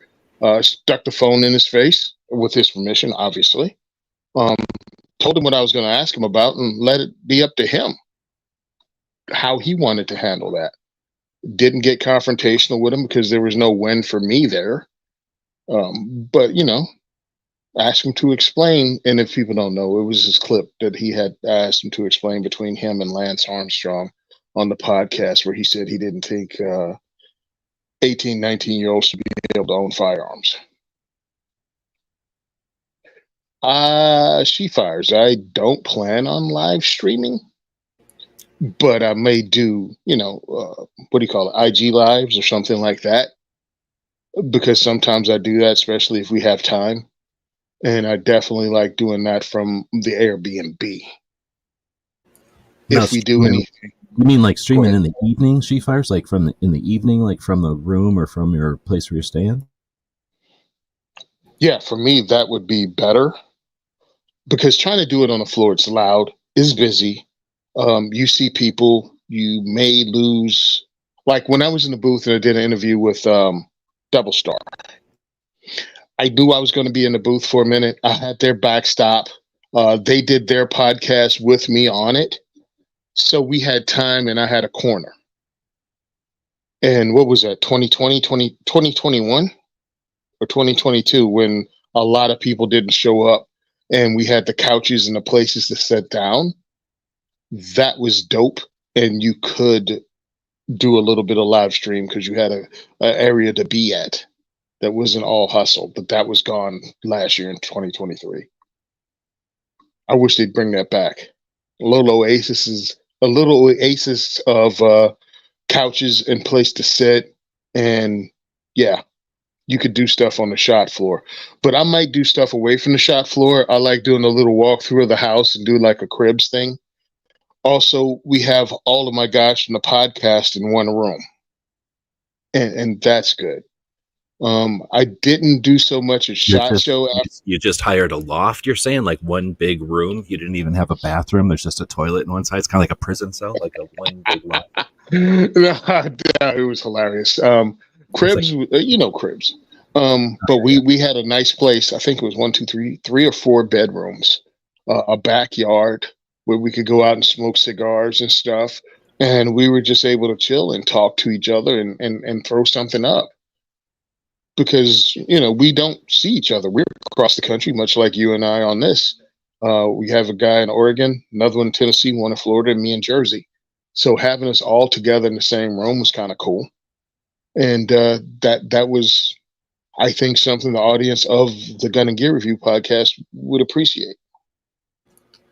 So there's a lot of things there. First off, Well, and I'm going to get lost because there's just so many things you brought up there. But yeah, doing something away from SHOT Show, I think, has a lot of value. I'm a big fan of live, and you go to it's. We always talk about drinking from the fire hose.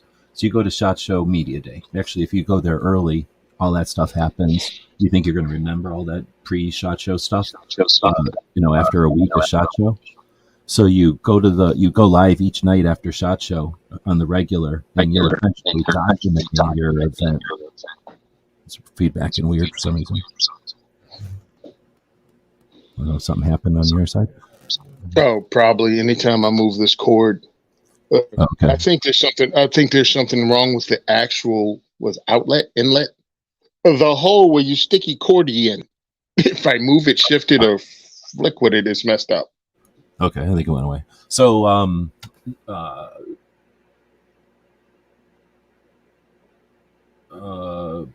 I've lost where I was at. We were talking about going live from SHOT or whatever. Oh, I guess I'm just saying I think it's great because you go live.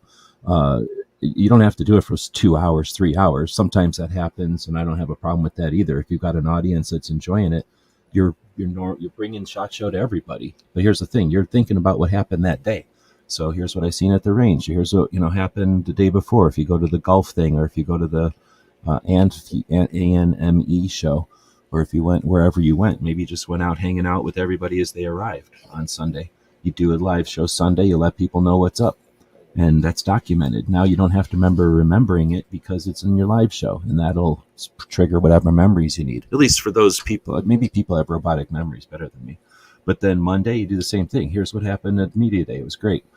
Here's Tuesday's show. Guess what we saw? We never thought we'd run into this guy, this and that. And here's this, and we got to make sure we do this by Thursday. And now you got like whoever was watching your show to help you remember to do that by Thursday, and so forth. So I think it's worth doing because it's like taking notes and involving your audience. Now, if your audience could care less, you're just doing it for yourself. What does it cost you to go live and make a bunch of notes? I mean, unless you got I can't imagine how that could possibly be a negative. And then if you do have an audience that appreciates it, bonus, win. Like you're one of the few people that are doing that. I don't do it because I don't know if enough people are interested, but trust me, I'd be going live. One of the things that I'm trying to talk to the person, I'm still not sure how we're doing this year, but in past years, I've attempted to have a person live while we're at the show so that people could just phone in and go, oh, you never believe what happened. Or like, I know there's a live show. Can I take you over in the corner here? And we're going to go, join the live show for 5 minutes. And you could be part of the only 24-hour live show that's happening at SHOT Show this year. That kind of thing. Like, create opportunities to give people opportunities. But anyway, so live stuff, I'm all for it. However you plan on doing it, just let people know about it. And, I guess I'll shut up because I could go off on a tangent on that forever. And I forgot about the other things that you brought up there, but hopefully people are finding value in this. People that are creating, I don't think people that are going to the show are getting much focus here as far as like the people going to booths. But if there are people that are going to set up at a booth and you've got specific questions or concerns or some way that a whole bunch of content creators could help you out, use this, what was this called? This show or the comments or whatever. If you're listening to this in the future, to get in touch with us, we still got time. But then again, I think the going live at SHOT Show gives you an opportunity that people have not yet tapped into, and it frustrates me to no end. So there's two things that we've got at SHOT Show. Everybody's, like Tony said, everybody's in one room. You've got the ability for everybody to get there and meet. Now, if me and Tony got in the same room together, it would be a waste if we just sat there together talking to each other, because we talk to each other off air for like hours sometimes. So it'd just be like being on the phone with each other. But if I was going to a place where Tony had a bunch of friends at, and I could be meeting up with a bunch of new people, I could totally see the value there, right? Or vice versa. So the people that meet up and chat with each other, who chat with each other all the time, I see a little less value there. Obviously, the camaraderie and the bonding, right on, go for it. Like, you don't get to actually be in the same room, and there's a lot of that. But if you're going to multiple shows and stuff, anyway, I think there's some value in the networking part of it, not just the camaraderie part of it. Maybe that's the way to say it. That being said, you can burn yourself out, right? Trying to get to places. And nowadays, pay for parking stuff isn't free like it used to be as parking, from what I understand. So we're going to be seeing a whole different level of cost and interest in Ubering or whatever, the taxi rides over driving yourself. So that's going to add a lot to costs because it costs money to Uber. But there's cost, and there's only so much you can do in a night. But we've got this live internet stuff, and so many of us are comfortable with it. How would SHOT be different if a whole bunch of people knew going into SHOT that they were going to go to do SHOT Show and then go eat, right, with some friends or something, and then go back to their hotel and go live for an hour or two? And while they were live, when you're in a live show, unless I'm hogging the mic and I'm chatting the whole time, most of us are passing the mic around. So when you're live, you're sitting in front of your computer probably, or with your phones, and you're talking about 10% of the time, 20% of the time if you're a mic hog, like some of us. But you know what I mean? Like, you're mostly just sitting there. So you could be doing all kinds of editing and getting ready for tomorrow and doing little tedious stuff. So it's not like we're all doing that in our hotels anyway. So we could be live while we're doing that. The audiences could all be joining in. Like, you got audiences from here and there and this organization and that. You get somebody small should be doing this. Somebody small should be hosting this, because then they would be getting tagged by all these other people who are like, oh, I'm jumping into so-and-so's chat this evening, and we're going to talk about our area of interest, and we're going to talk about what we missed. And does anybody know who we can talk to tomorrow about this? Like, how much better would SHOT Show be if instead of all dividing and going to little popularity contests, like, oh, I know so-and-so, I'm getting invited to such and such. So you can sit around and drink some beers, and I don't know, there's networking going on. I'm not going to just, there's that happening, but that could just, so much of that could still be happening on a live chat, is I guess what I'm getting at. Because when you go to these events, either people are talking about sports and the weather, which is bonding, or they're talking about stuff that should be in front of a camera, right? Like maybe some interesting story about something. And anyway, so I think a lot of it would be different if we had SHOT, some kind of a live aspect to SHOT. SHOT has, the show itself, NSSF has started doing these networking parties because they see the value of the after hours stuff. But just like anything, I think there's an electronic version that can allow us to simplify and reduce costs and amplify the amount of work that got done. Like, I don't know, I don't want to put it on KD, but like if KD had a Train and Learn live thing, like somebody from Train and Learn flipped on a thing and went live and hosted a room. And if you jump in, you jump in. If you don't, you don't. But everybody from Train and Learn group could like know that that's a, live session. Because I know y'all get around and smoke cigars here or there. I don't know how much of that is impromptu. But, like those kind of sessions. Now, some of that, has to be off air, has to be, on a balcony somewhere. Otherwise, work doesn't get done and you can't like move on. But you know what I'm saying? Like having that hour or so every night where everybody knows, like, hey, I can jump in there, I can tag whoever I want. I'm working with such and such company, I want to get their name out there. I met somebody new or something. All the stuff I mentioned before. Just I think there'd be another layer of SHOT if people were going live, and now people would have something to look forward to. Also, it wouldn't be like, again, like, hey, guess where I went? Guess what I did? Look what I saw. Instead, it's like, hey, look what we're doing today. I don't know.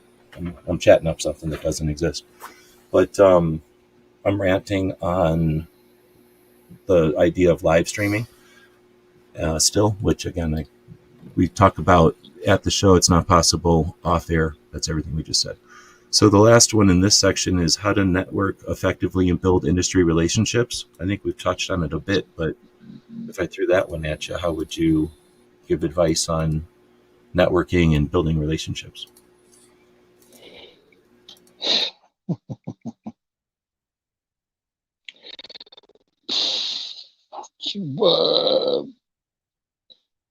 Okay. I think people expect there to be some crazy strategy, and it's just meeting people. Now, I mean, I'm not. My wife had this discussion the other night about her being an introvert and how I'm not. And I think that probably helps me with that part of my personality, getting out, meeting people, and talking to them. That's all it is. I mean, it's meeting people and talking to people with the agenda of meeting them and talking to them later. You don't have to strike the $1 million deal the first time you meet someone. Matter of fact, more than likely you won't, unless they were looking for whatever you were presenting, or you have the greatest presentation the world has ever known. I mean, sometimes there's kismet and you find each other and you just hit it off. But really, it's you get to know him, you get to play 6 degrees of Kevin Bacon of people you do know. And that helps get people comfortable, or at least know you know some of the same people. Don't put yourself under immense pressure that you're going to close out everything you go on. But you definitely putting hooks in the water. You're talking to people, you're getting their business cards, and you're trying to be memorable. Uh, I mean, I have my patches, and I have, I mean, it's crazy when you have a dude my size with a picture of himself in a bubble bath on the t-shirt. That makes people kind of remember you. But yeah, just step forward and just you're introducing yourself to people that you want to have a friendly working relationship. You're not going to be best friends. You're not going to do karate in the garage, but you can have friendly relationships with. And when you're at a show, especially for the manufacturer, you're seeing people asking you for stuff all day or asking you the same questions. So to see someone that's a friendly face that offers you a bottle of water, a stick of gum, I mean, just something. Be a human being. And exactly. Don't try to be a car salesman right away. Everybody knows you have something to say, but start off having a conversation. Hey, how's the show going for you so far? Good Dude, morning. say that. I almost always say that. Like, how's the show going? Because I'm kind of honestly interested. That's sort of what I'm doing is, trying to get the pulse. And sometimes they'll riff on that for a bit. And then we'll talk about whatever it is that's going on. But, sometimes they blow it off. But I think that's a great question to start with. Yeah. And be interested. Dude, if you're not interested, if you're not, don't be disingenuous.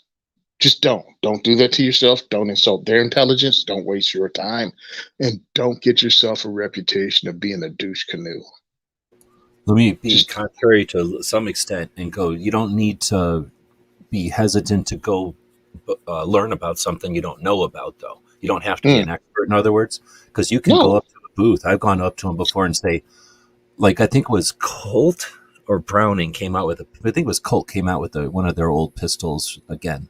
And I was like, something to the effect of, hey, I know nothing about this. I just think it's cool. Can you tell my people, or I think whatever I said, like my viewers, what the deal is behind this? Like, what's the origin story? Or, I said something to just let them know, like, I don't know nothing about this, but I think it's neat as I'm walking by. Can you tell me more about it? And then boom, he knows that I'm not, he knows exactly where I'm coming from. And then he knows how to, or what to tell me, I suppose, what kind of conversation to start. And I did the exact opposite and friggin' showed up and acted like I was an expert and buried my foot in my mouth up to my kneecap. Which was hilarious because I, being me and realizing that I screwed up and just owned it. And we laughed about it. I was over at IWI and they had their new caramel car, the new rifle that IMI had come out last year. IWI, excuse me. And I'm like, okay. Well, I thought it was just their regular Galil. So when my partner Rusty was like, hey, what's this? I just glanced down at it, and maybe it was because it was beside the Galil. Now, I know the stats of the Galil, so I was running it past, and I'm standing in front of Rebecca from IWI, who knows me from various shows, and I'm giving her the rundown, and she's cocking her head to the side like the RCA puppy, right? And she's scrunching her eyes up, and I'm like, what? And then I look down, and I'm like, well, hey, Rebecca, why don't you tell us about this gun? Because I have no idea what this is. And I told her what I thought it was. I was like, I didn't look. Or maybe you're looking at one thing and you just you crossed your beams. And she started laughing at me. And then we went ahead with it. And I learned that it was a new rifle that was coming out. And I was interested in it. So listen, if you step in the poo, admit it, roll with it. But I was totally by accident. I 100%, man, I had that all confidence. I was saying it with my chest, baby. I was given a rundown like, I was the kid that knew all the answers to the homework. And then I found out I didn't and ate it. And that's fine. But yeah, go to places. And if you don't know the product, say you don't know the product and give them a chance to talk about it. That's why they're there. And you might not know everything. And they might have something else coming out that you didn't know about that you missed. Either they didn't reveal until SHOT Show and you missed the email, or they plan on revealing the next day. You can have all that, and you can miss an opportunity. So, I mean, take your time. Like, I didn't know stuff. Rob Pincus just sent me some stuff about them releasing their PD-10 and 30 Super Carry.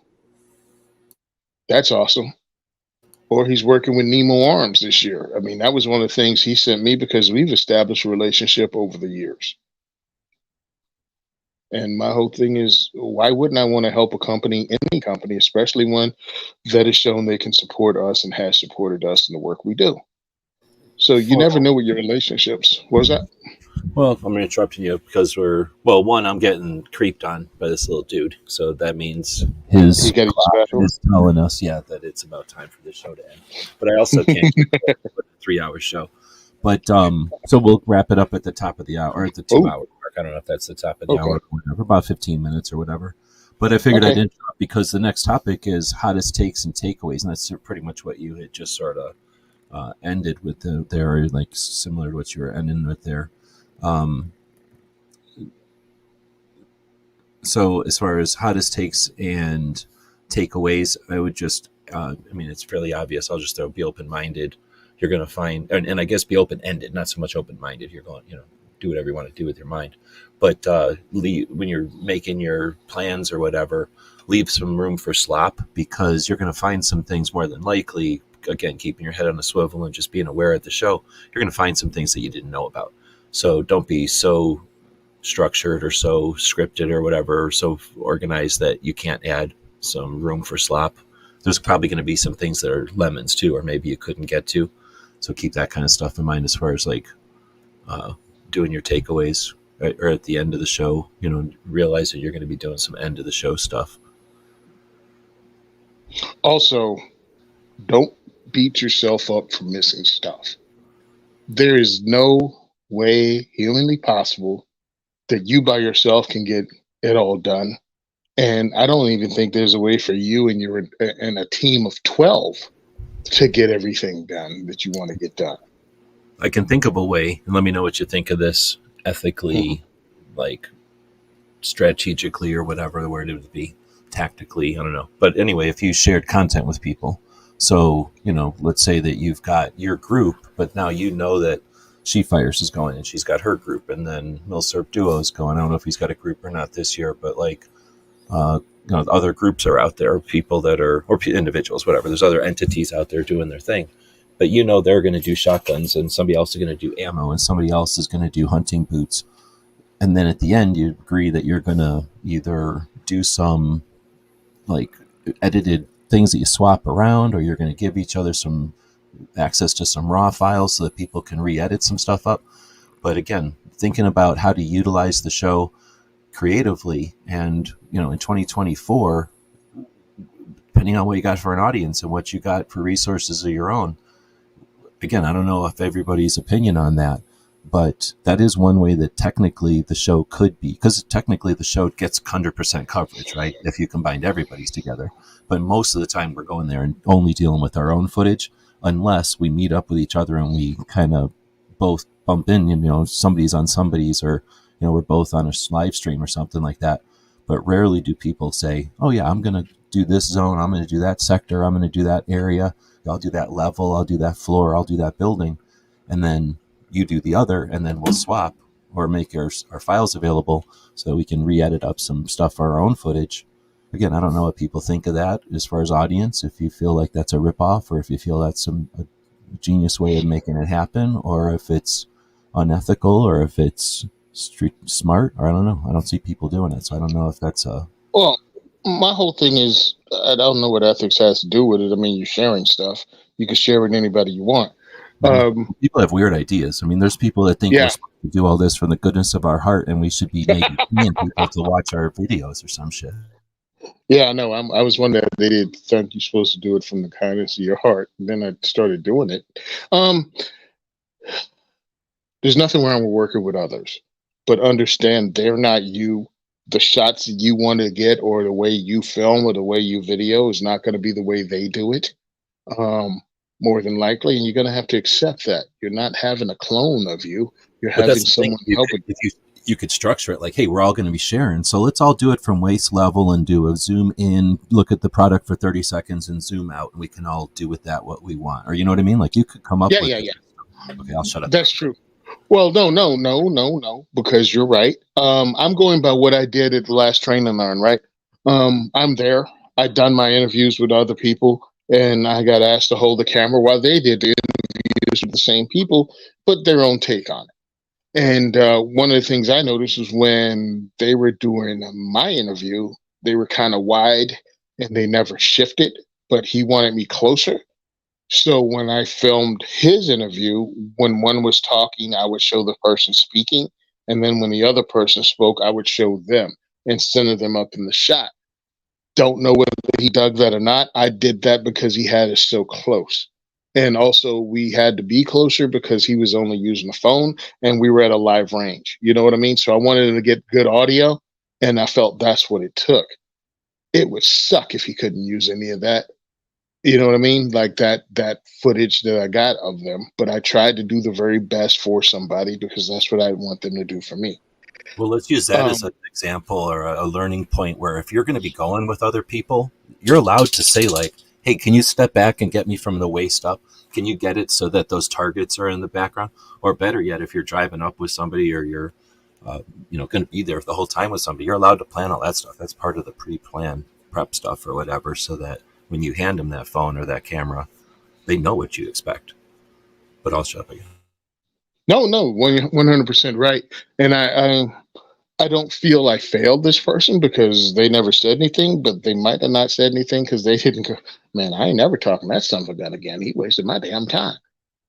So get that I out guess of in the the way. same respect, you're allowed to say, oh yeah, I'll film that for you. What do you want? Like, how do you want this? Because I'm the same way. Exactly. If you give me a camera and say film this, you won't see your face in it. I don't want to see anybody's face. If I want to see your face, I'll look at you.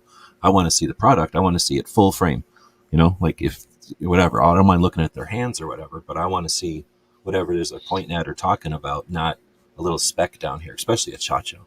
But Yeah. that's just my taste or my flavor or whatever. And yeah, some people would be like, dang it, dude, you didn't even get me in the video, or you didn't get the person talking in the video. But Let anyway, me tell you something real quick. At these shows, at these bigger shows, at SHOT Show, NRA, Great American Outdoor Show, the lighting is awesome there for you to get video of the freaking product. No one really needs to see you, dude. You can do a you video later. Get the product. Unless truthfully, dudes, nobody wants to see you.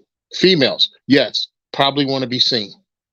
She fires, I'd rather look at she fires all dang day than watch myself. I was going to throw somebody under a bus, and then I figured that'd be rude, just saying anybody else's name but mine. But nobody wants to see this. But she fires, she's quick, she's quick with it, she's attractive, and she asks good questions, so why not? But for most dudes, just show me the product. Show me the freaking product. Show me the product. Give me the voiceover. Show me the product. We can do hey, I'm over here at SHOT Show riding the elevator. I'm about to go into the so-and-so booth. Hey, this is me and John from so-and-so. Now zoom in on the product. I was just going to say, like, yeah, exactly. If you're doing some bigger footage of B-roll, whatever, but also, hey, can you give me the origin story of the company? Like, what was the idea for this? Then maybe, you don't need to be looking at the primer or whatever, the engravings on the side. Although that is great B-roll, just kind of pan past some engravings and stuff. Let's move on, though, because we're already the 2-hour cutoff here and we've got a whole bunch left. I'm just going to zip through some of these and suggest that if someone wants to have us riff on any of these or have a conversation about some of these, one, you can contact us. We always say that. That's where a lot of these questions come from. Although we also have the website out there, Ask Gun Questions, and thanks to Woods and others who provide questions over there, so that gives us like the meat for this show. But then you're also allowed to make your own videos. You can have a concern, an issue, a question, just a general. I'd rather have more understanding on this, and post that question or the ponder or whatever it's called on a video, or I Instagram post, wherever it is that you feel you're going to get the most response, or both, and then let people chime in. And there's then that might be a topic on somebody's live conversation, or it might get someone to do a reply to that with their thing, and who knows, maybe that becomes something that again changes the way we do shot. I always use the example when I first started going as media in 2005. Most of the other media had lenses and film. Like I had a digital camera because it was really cheap. I just found it the other day. I think I found it the other day.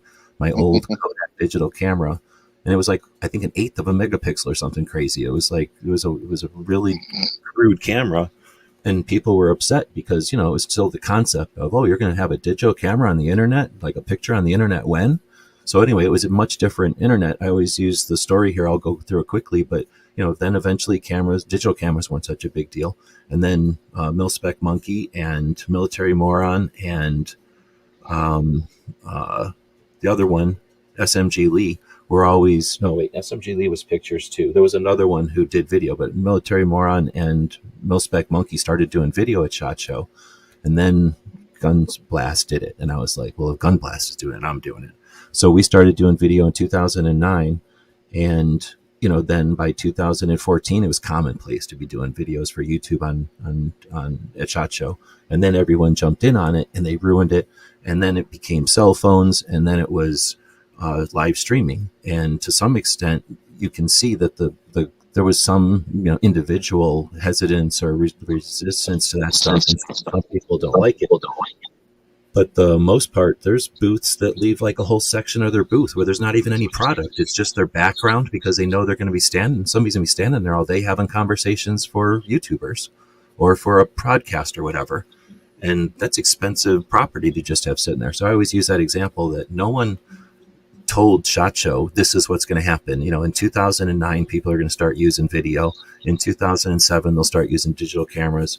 In 2014, they'll start having YouTubers show up with their cameras and demand a whole different thing from the audience.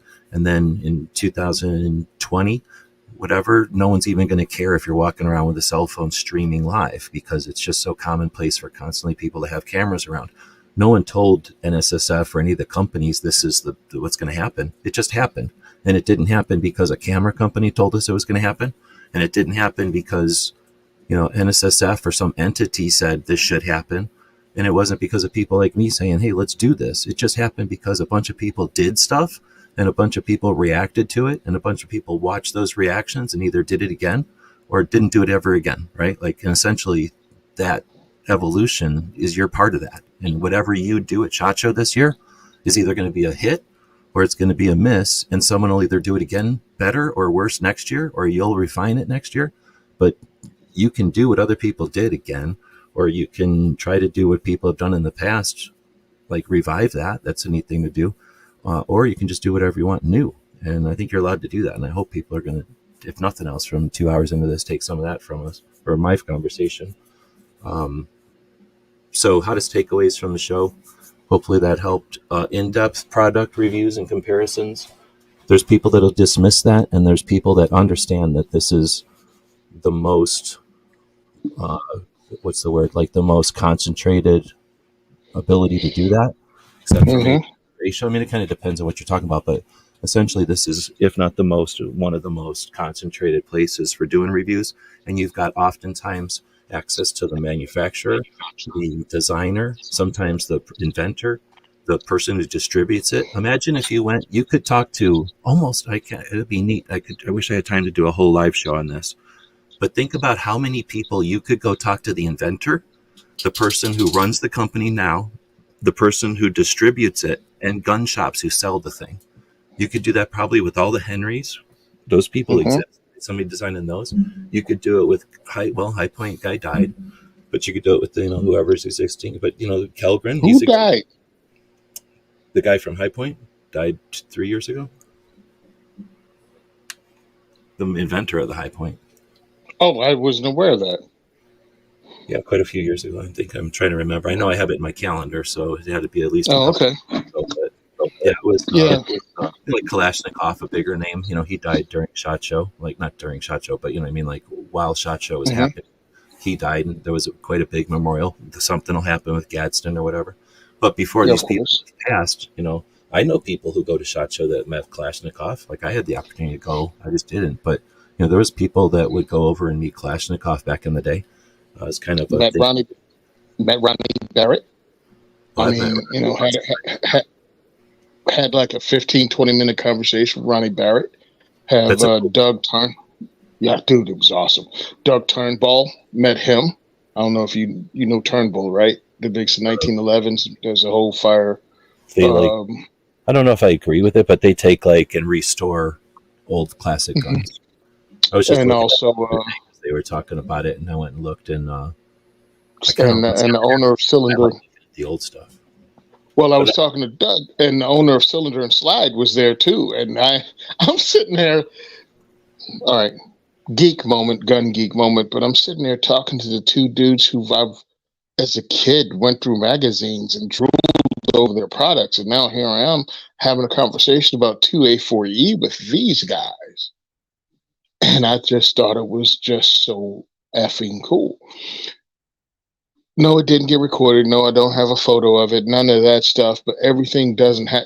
You're allowed to have personal, awesome moments that you don't have video of. Again, it's an opportunity. You're gonna miss some opportunities. You're gonna have some missteps. You're not gonna get some party or some get together. You're gonna miss them because there's 5 to 10 parties a night easy from different manufacturers, and then there's the big ones, and then you also have activist organizations having parties on different nights. It's just going to be what it is. Don't beat yourself up. Have fun. Have a plan, but don't so stress out over it that you can't live in the moment too. I think that should be a thing. Get work done. You either burn out because you're trying to live too much. You're trying to do everything, and then you stress out. You exhaust yourself, or you dehydrate, or just you don't have a good time physically. Or maybe it's possible for you to do all that. If you're young, I don't want to take that away from you. Go nuts. Yeah, that's true too. So go nuts and do it all. But what will happen is, unless you're doing a really good job at documenting it, you're going to have a hard time telling me that you're getting both effective work done during the day, full time, and partying all night and retaining it all. I mean, I guess that's a good physical specimen if you can physically do all that and then mentally keep track of all that. But like I say, most people, you go do 8 hours a SHOT Show, that's a lot. And then you go home to your hotel. After you go eat, go figure out some place to enjoy Vegas. There is, we are going to Vegas. There are some advantages. Airfares are pretty cheap, and there's amazing stuff to do in town. So go take advantage of that. But, with moderation, rest from the day's exercise, but then go back and start documenting it. At least the pros are going to go back and start documenting it, or at least the people that take it seriously, I guess. I don't, people are going to take offense if they don't, but essentially people that are taking it seriously are going to go back and they're going to start documenting everything so that they're not losing stuff, so that they're not forgetting stuff. And that's going to seriously take, an hour, 2 hours. And then if you really want to sleep, that you're attacking the day, it's just not possible to do all this stuff. And people can act like it is, but you're going to end up sacrificing something somewhere. And the people that talk about going to so many events and stuff don't talk about dragging ass and getting there at 11 a.m. the next day. And and since they haven't done that, or they've been doing that for a number of years, they don't remember what it's like from 9 to 11 on Tuesday, or Tuesday, I always think Tuesday, or Wednesday, the second day of SHOT. And then more importantly, that third day of SHOT, there's a bunch of people. I've had people, because there was, they give you beer when you're walking around SHOT Show. And there used to be like, it was Super Bowl and stuff. So one year I got beer and I was walking around, and I don't drink. I mean, shit, I drink a beer or two every year, and it's usually at SHOT Show. So I happened to get a beer, and I'm cheap. So somebody gave me a bottle of beer and I was walking around with it. So I drank it, and I talked to somebody, and I haven't never talked to them since. And I'm convinced they think I'm a drunk. And it's one of the reasons I'm like, dang it, what the hell was I walking around with beer? And I smelled like beer, I guess. I was walking around with beer. But not that I care so much about impressing somebody that would be that offended by one beer, but that's a perception. You don't get to choose what other people's perceptions of you are and stuff. So anyway, We're going off on a bunch of tangents here, Yep, but yep. Let's get out of here, and actually, the same questions you have for SHOT, same things can go for NRA. Same thing can go to Great American Outdoor Show. So I feel if we get stuff in, cool. If we not, we can put it off until those two opportunities too, because a lot of the questions are still going to be relevant. that's a great idea. Yeah, let's do that. Because it's seriously this the show doesn't matter. The industry is the same and everything else is the same. So dig it. Yeah, so that's right around the 2 hour mark. You don't have any more shoots before SHOT.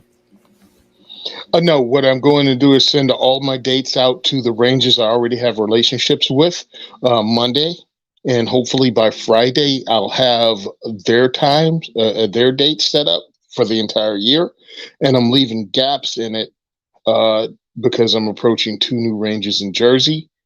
And I'm also leaving time for me to hit other places, talk to Edgar in Colorado and see if we can do something in Florida or Arizona or wherever. But we want to get out and do a tour somewhere outside of the East Coast in 2024. So by the end of the month, we're going to have a schedule for pretty much a lot of stuff. And I'm definitely going to be a train and learn down in Georgia. So a lot of crap is going on. Oh, and I'm going to be in Ambassador Academy in Florida in February. And of course, SHOT Show in a couple weeks. Yeah, that's already like 3 months of stuff to travel to in addition to your shoots. Mm-hmm. All right. Well, thanks for jumping in. And thanks again to everybody who joins us live. If you're listening in the future as a podcast, you're still part of the show. There was a really big audience today chatting and I guess watching because they weren't all chatting. But you're a bigger audience out there listening as a podcast. So thanks to those folks. And again, thanks to people that leave the thumbs or the likes or the hearts or whatever the platform has for you there because so few people do it. It really does make a difference. We didn't get to a couple of questions. So let's throw it out there. What's your favorite or who makes your favorite Gray Man product? Wilderness Tactical here in Arizona makes some nylon stuff that's all Berry compliant. So made with USA materials that are good. They make sort of discreet looking things. They could be like a photography thing or maybe a medical apparatus. You know, you wear something that looks like a big kind of a square rectangle looking thing, but it's a discreet kind of a flap. It's not really a fanny pack because again, it looks more like maybe a tool or a medical device. It's not necessarily concealed, but it's for people that want something in a holster-ish type of thing that isn't a fanny pack or it isn't a bag with straps or whatever. Other than that, I mean, the companies that make stuff in the USA are the ones I like. Mystery Ranch and Blue Force Gear and Gray Ghost Tactical. There you go. Tactical Tailor. If it's made in the USA, Mm-hmm. little extra. I mean, if it's made in the USA, I'll deal with it. If it is made by a veteran or something cool, it's even better. But most of the time, I'm all about the stuff that's made in the USA. Typically, you get so much effort into paying for everybody's healthcare situations and in taxes and sick days. I can't even imagine everything you got to pay for when you have a whole bunch of people in an employee situation. So if you're dedicated to all of that, you're usually not putting out fly-by-night products that suck. You know what I mean? You're putting out products that are going to last for a good long time. And I mean, look at I always forget to mention Spec Ops. Spec Ops is my bags that I use at SHOT Show. And I always debated if I should bring a different bag to SHOT every year. And I just didn't because I'm lazy, I guess. And I just didn't after a while because this bag is amazing. It does everything I want it to do. I'm super familiar with it. And if I show it to somebody, you're not going to know that it's 20 something years old. It's insane. It's 20 something years old, I guess. Like, it's crazy. And I guess it can't be 20, but it's definitely way over. It's getting close to 20. It's way over a decade and a half old, or getting close to a decade and a half, probably. I don't know, somewhere in there. But and it's been a SHOT Show and it goes everywhere else where I go. So good gear lasts forever, I guess, is what I'm getting at. And that's why, well, in addition to the fact that you're keeping all that money here, big money here, you're buying gear that's going to last a good long time. Yeah, I'm a cheap bastard. and I'm friends with the dude that worked there, and he gave me a lot of stuff that we raffled off. But I did keep 2 bags of my own that I've used Jiminy Crickets since 2014, 2015. And usually I just bought the cheapest, foreign made bags, and they wouldn't last a year. And these are going on years of my use and abuse and traveling around the country. So yeah, I mean, really, when it comes to gear that you use, and yes, I'm a little gray man with some of the stuff. And as long as everything you have is intact, you can have a camouflage bag. That doesn't scream, I carry a gun, a knife, a first aid kit, and a flashlight. It's all the other accoutrement to go with it that kind of screams that. So you can have something and still be gray man, especially with the amount of camouflage is a color, right? Camouflage Yep. is just a style choice. But like you say, if you're decked out, that implies something. But if you're just, I mean, I think you could probably have like a couple of accessories and people are going to just think you're military styled or whatever, right? Mm-hmm. Yeah, up to a point. And then after a while, when you look like you just came off a Recoil magazine ad, as my wife says, hey, the people from NRA just showed up in town. How do you know? Well, they all look alike. My problem is, If if I wear a plaid shirt, then they're like, "Oh, you're trying to act like some kind of lumberjack." And if I wear like camouflage, like, "Oh, you're trying to be some kind of special operations soldier." And if I wear a like a members only jacket, they're like, "Oh, you're supposed to be a race car driver."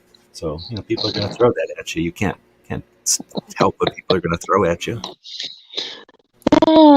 it was just funny. I was like, you guys pride yourself on gray man. And my wife read the entire NRA convention, pulled up in Atlanta because we get there days earlier.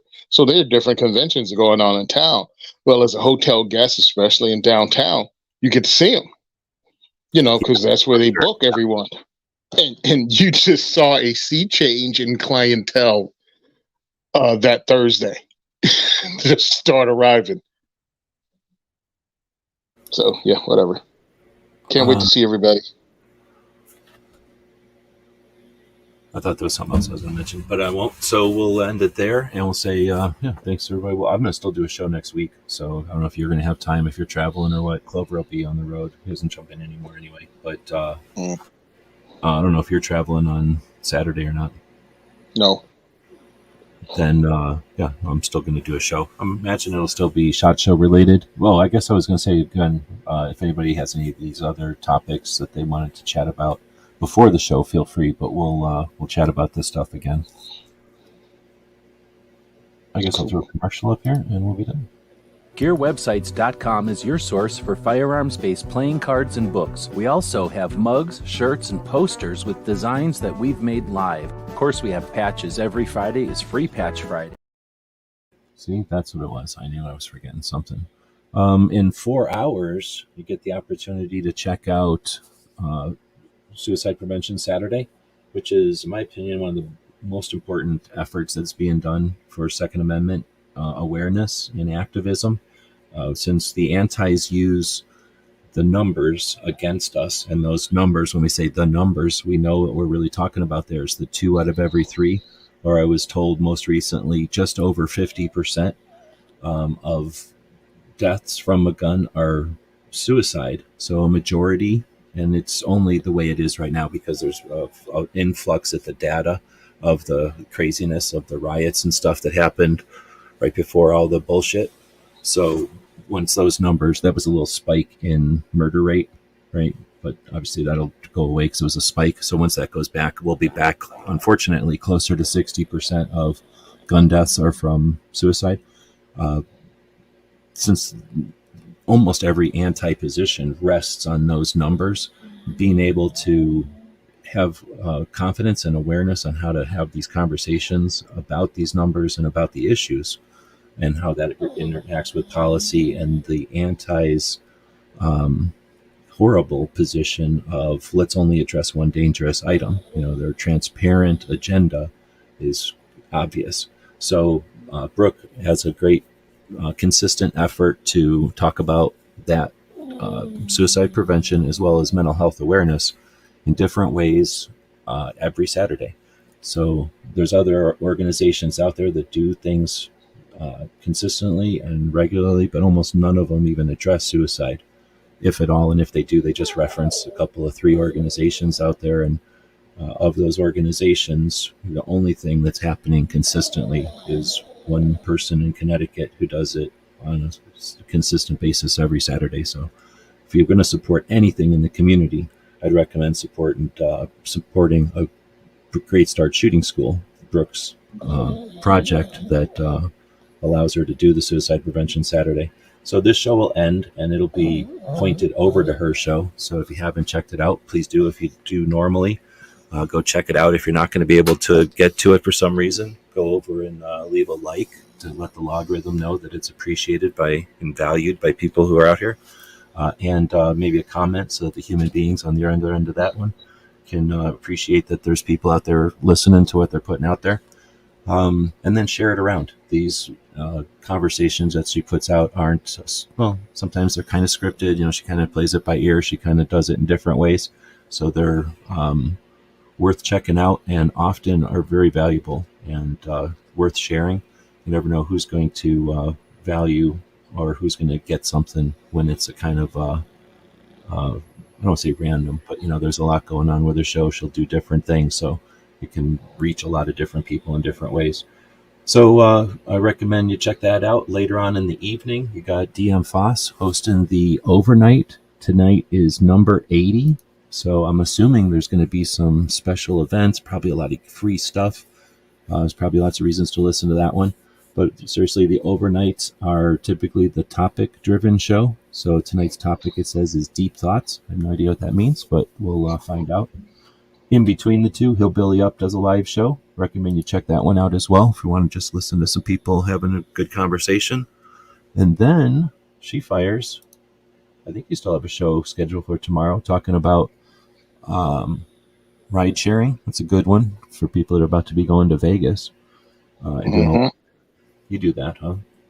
Oh yeah, we split it 4 ways, so we can do it going and coming back. Sometimes we split up because, you know, I mean, I have other things to do.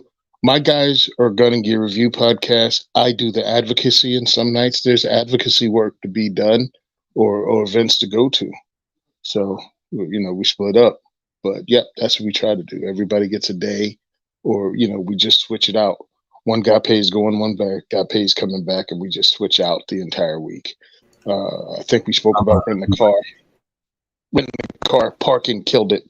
The idea of car rental, paying for parking killed the idea of renting a car. Oh yeah, that can't even imagine. I drive, so it's more of a potential for me. But yeah, if you're renting a car and then paying for parking, come on. You might as well just invest in Uber if you're going to create that situation. They probably did. I'm an Uber leech. I just thought of it. I was going to say, like, I've only driven Ubers. Like, I did drive them with Marco. Remember that rally in DC in 2019? So, November 2019. Yeah, I was parked in front of Marco's place, and he took us, because I've never Ubered before then. He Ubered us into town and then back. So, and I didn't know what the hell am I going to do? So I was cheap and I didn't have any money, so he Ubered. He paid for it, I guess I should say. So I didn't even think about it, but yeah, I definitely leached off of him for an Uber. And then the only time I ever Ubered at, I think, did I Uber from that? I can't remember how I got home from that Brower House place that Arms Room Radio hosted with FPC last year. I'm almost positive I didn't walk home from it. I think I might have. Did we? We didn't go out together. I don't remember how I went. Because after that, I went to the DC project party with Matt from Meet the Pressers. And I stayed more towards the end of it, or did I go somewhere else? Yeah, I honestly can't remember. But instead of trying to think of it now, I'm just saying I've only Ubered a few times, and every time I didn't even think that, like, oh yeah, somebody's paying for this. I just wasn't even thinking about it. So I never even was like, oh, let me get half of that or whatever. I just was an Uber leech. But that's because I'm so used to driving everywhere. You know, I guess I'm just not even thinking about it. I'm just not used to having, like, every time you get in the backseat of a car nowadays, you're paying $20 for it. Because Vegas used to be the land of somebody gets a rental car or whatever, a few people get a rental car, and everybody's just escorting each other around or shuttling each other around, or at least you're jumping in the back of seats of cars because somebody's going somewhere else or something. Or at least there's been a lot of that over the years. All right, with that, we'll end it. Thanks, DJ, for dropping some links out there. And I already had the commercial go, so we'll just end it cold right there.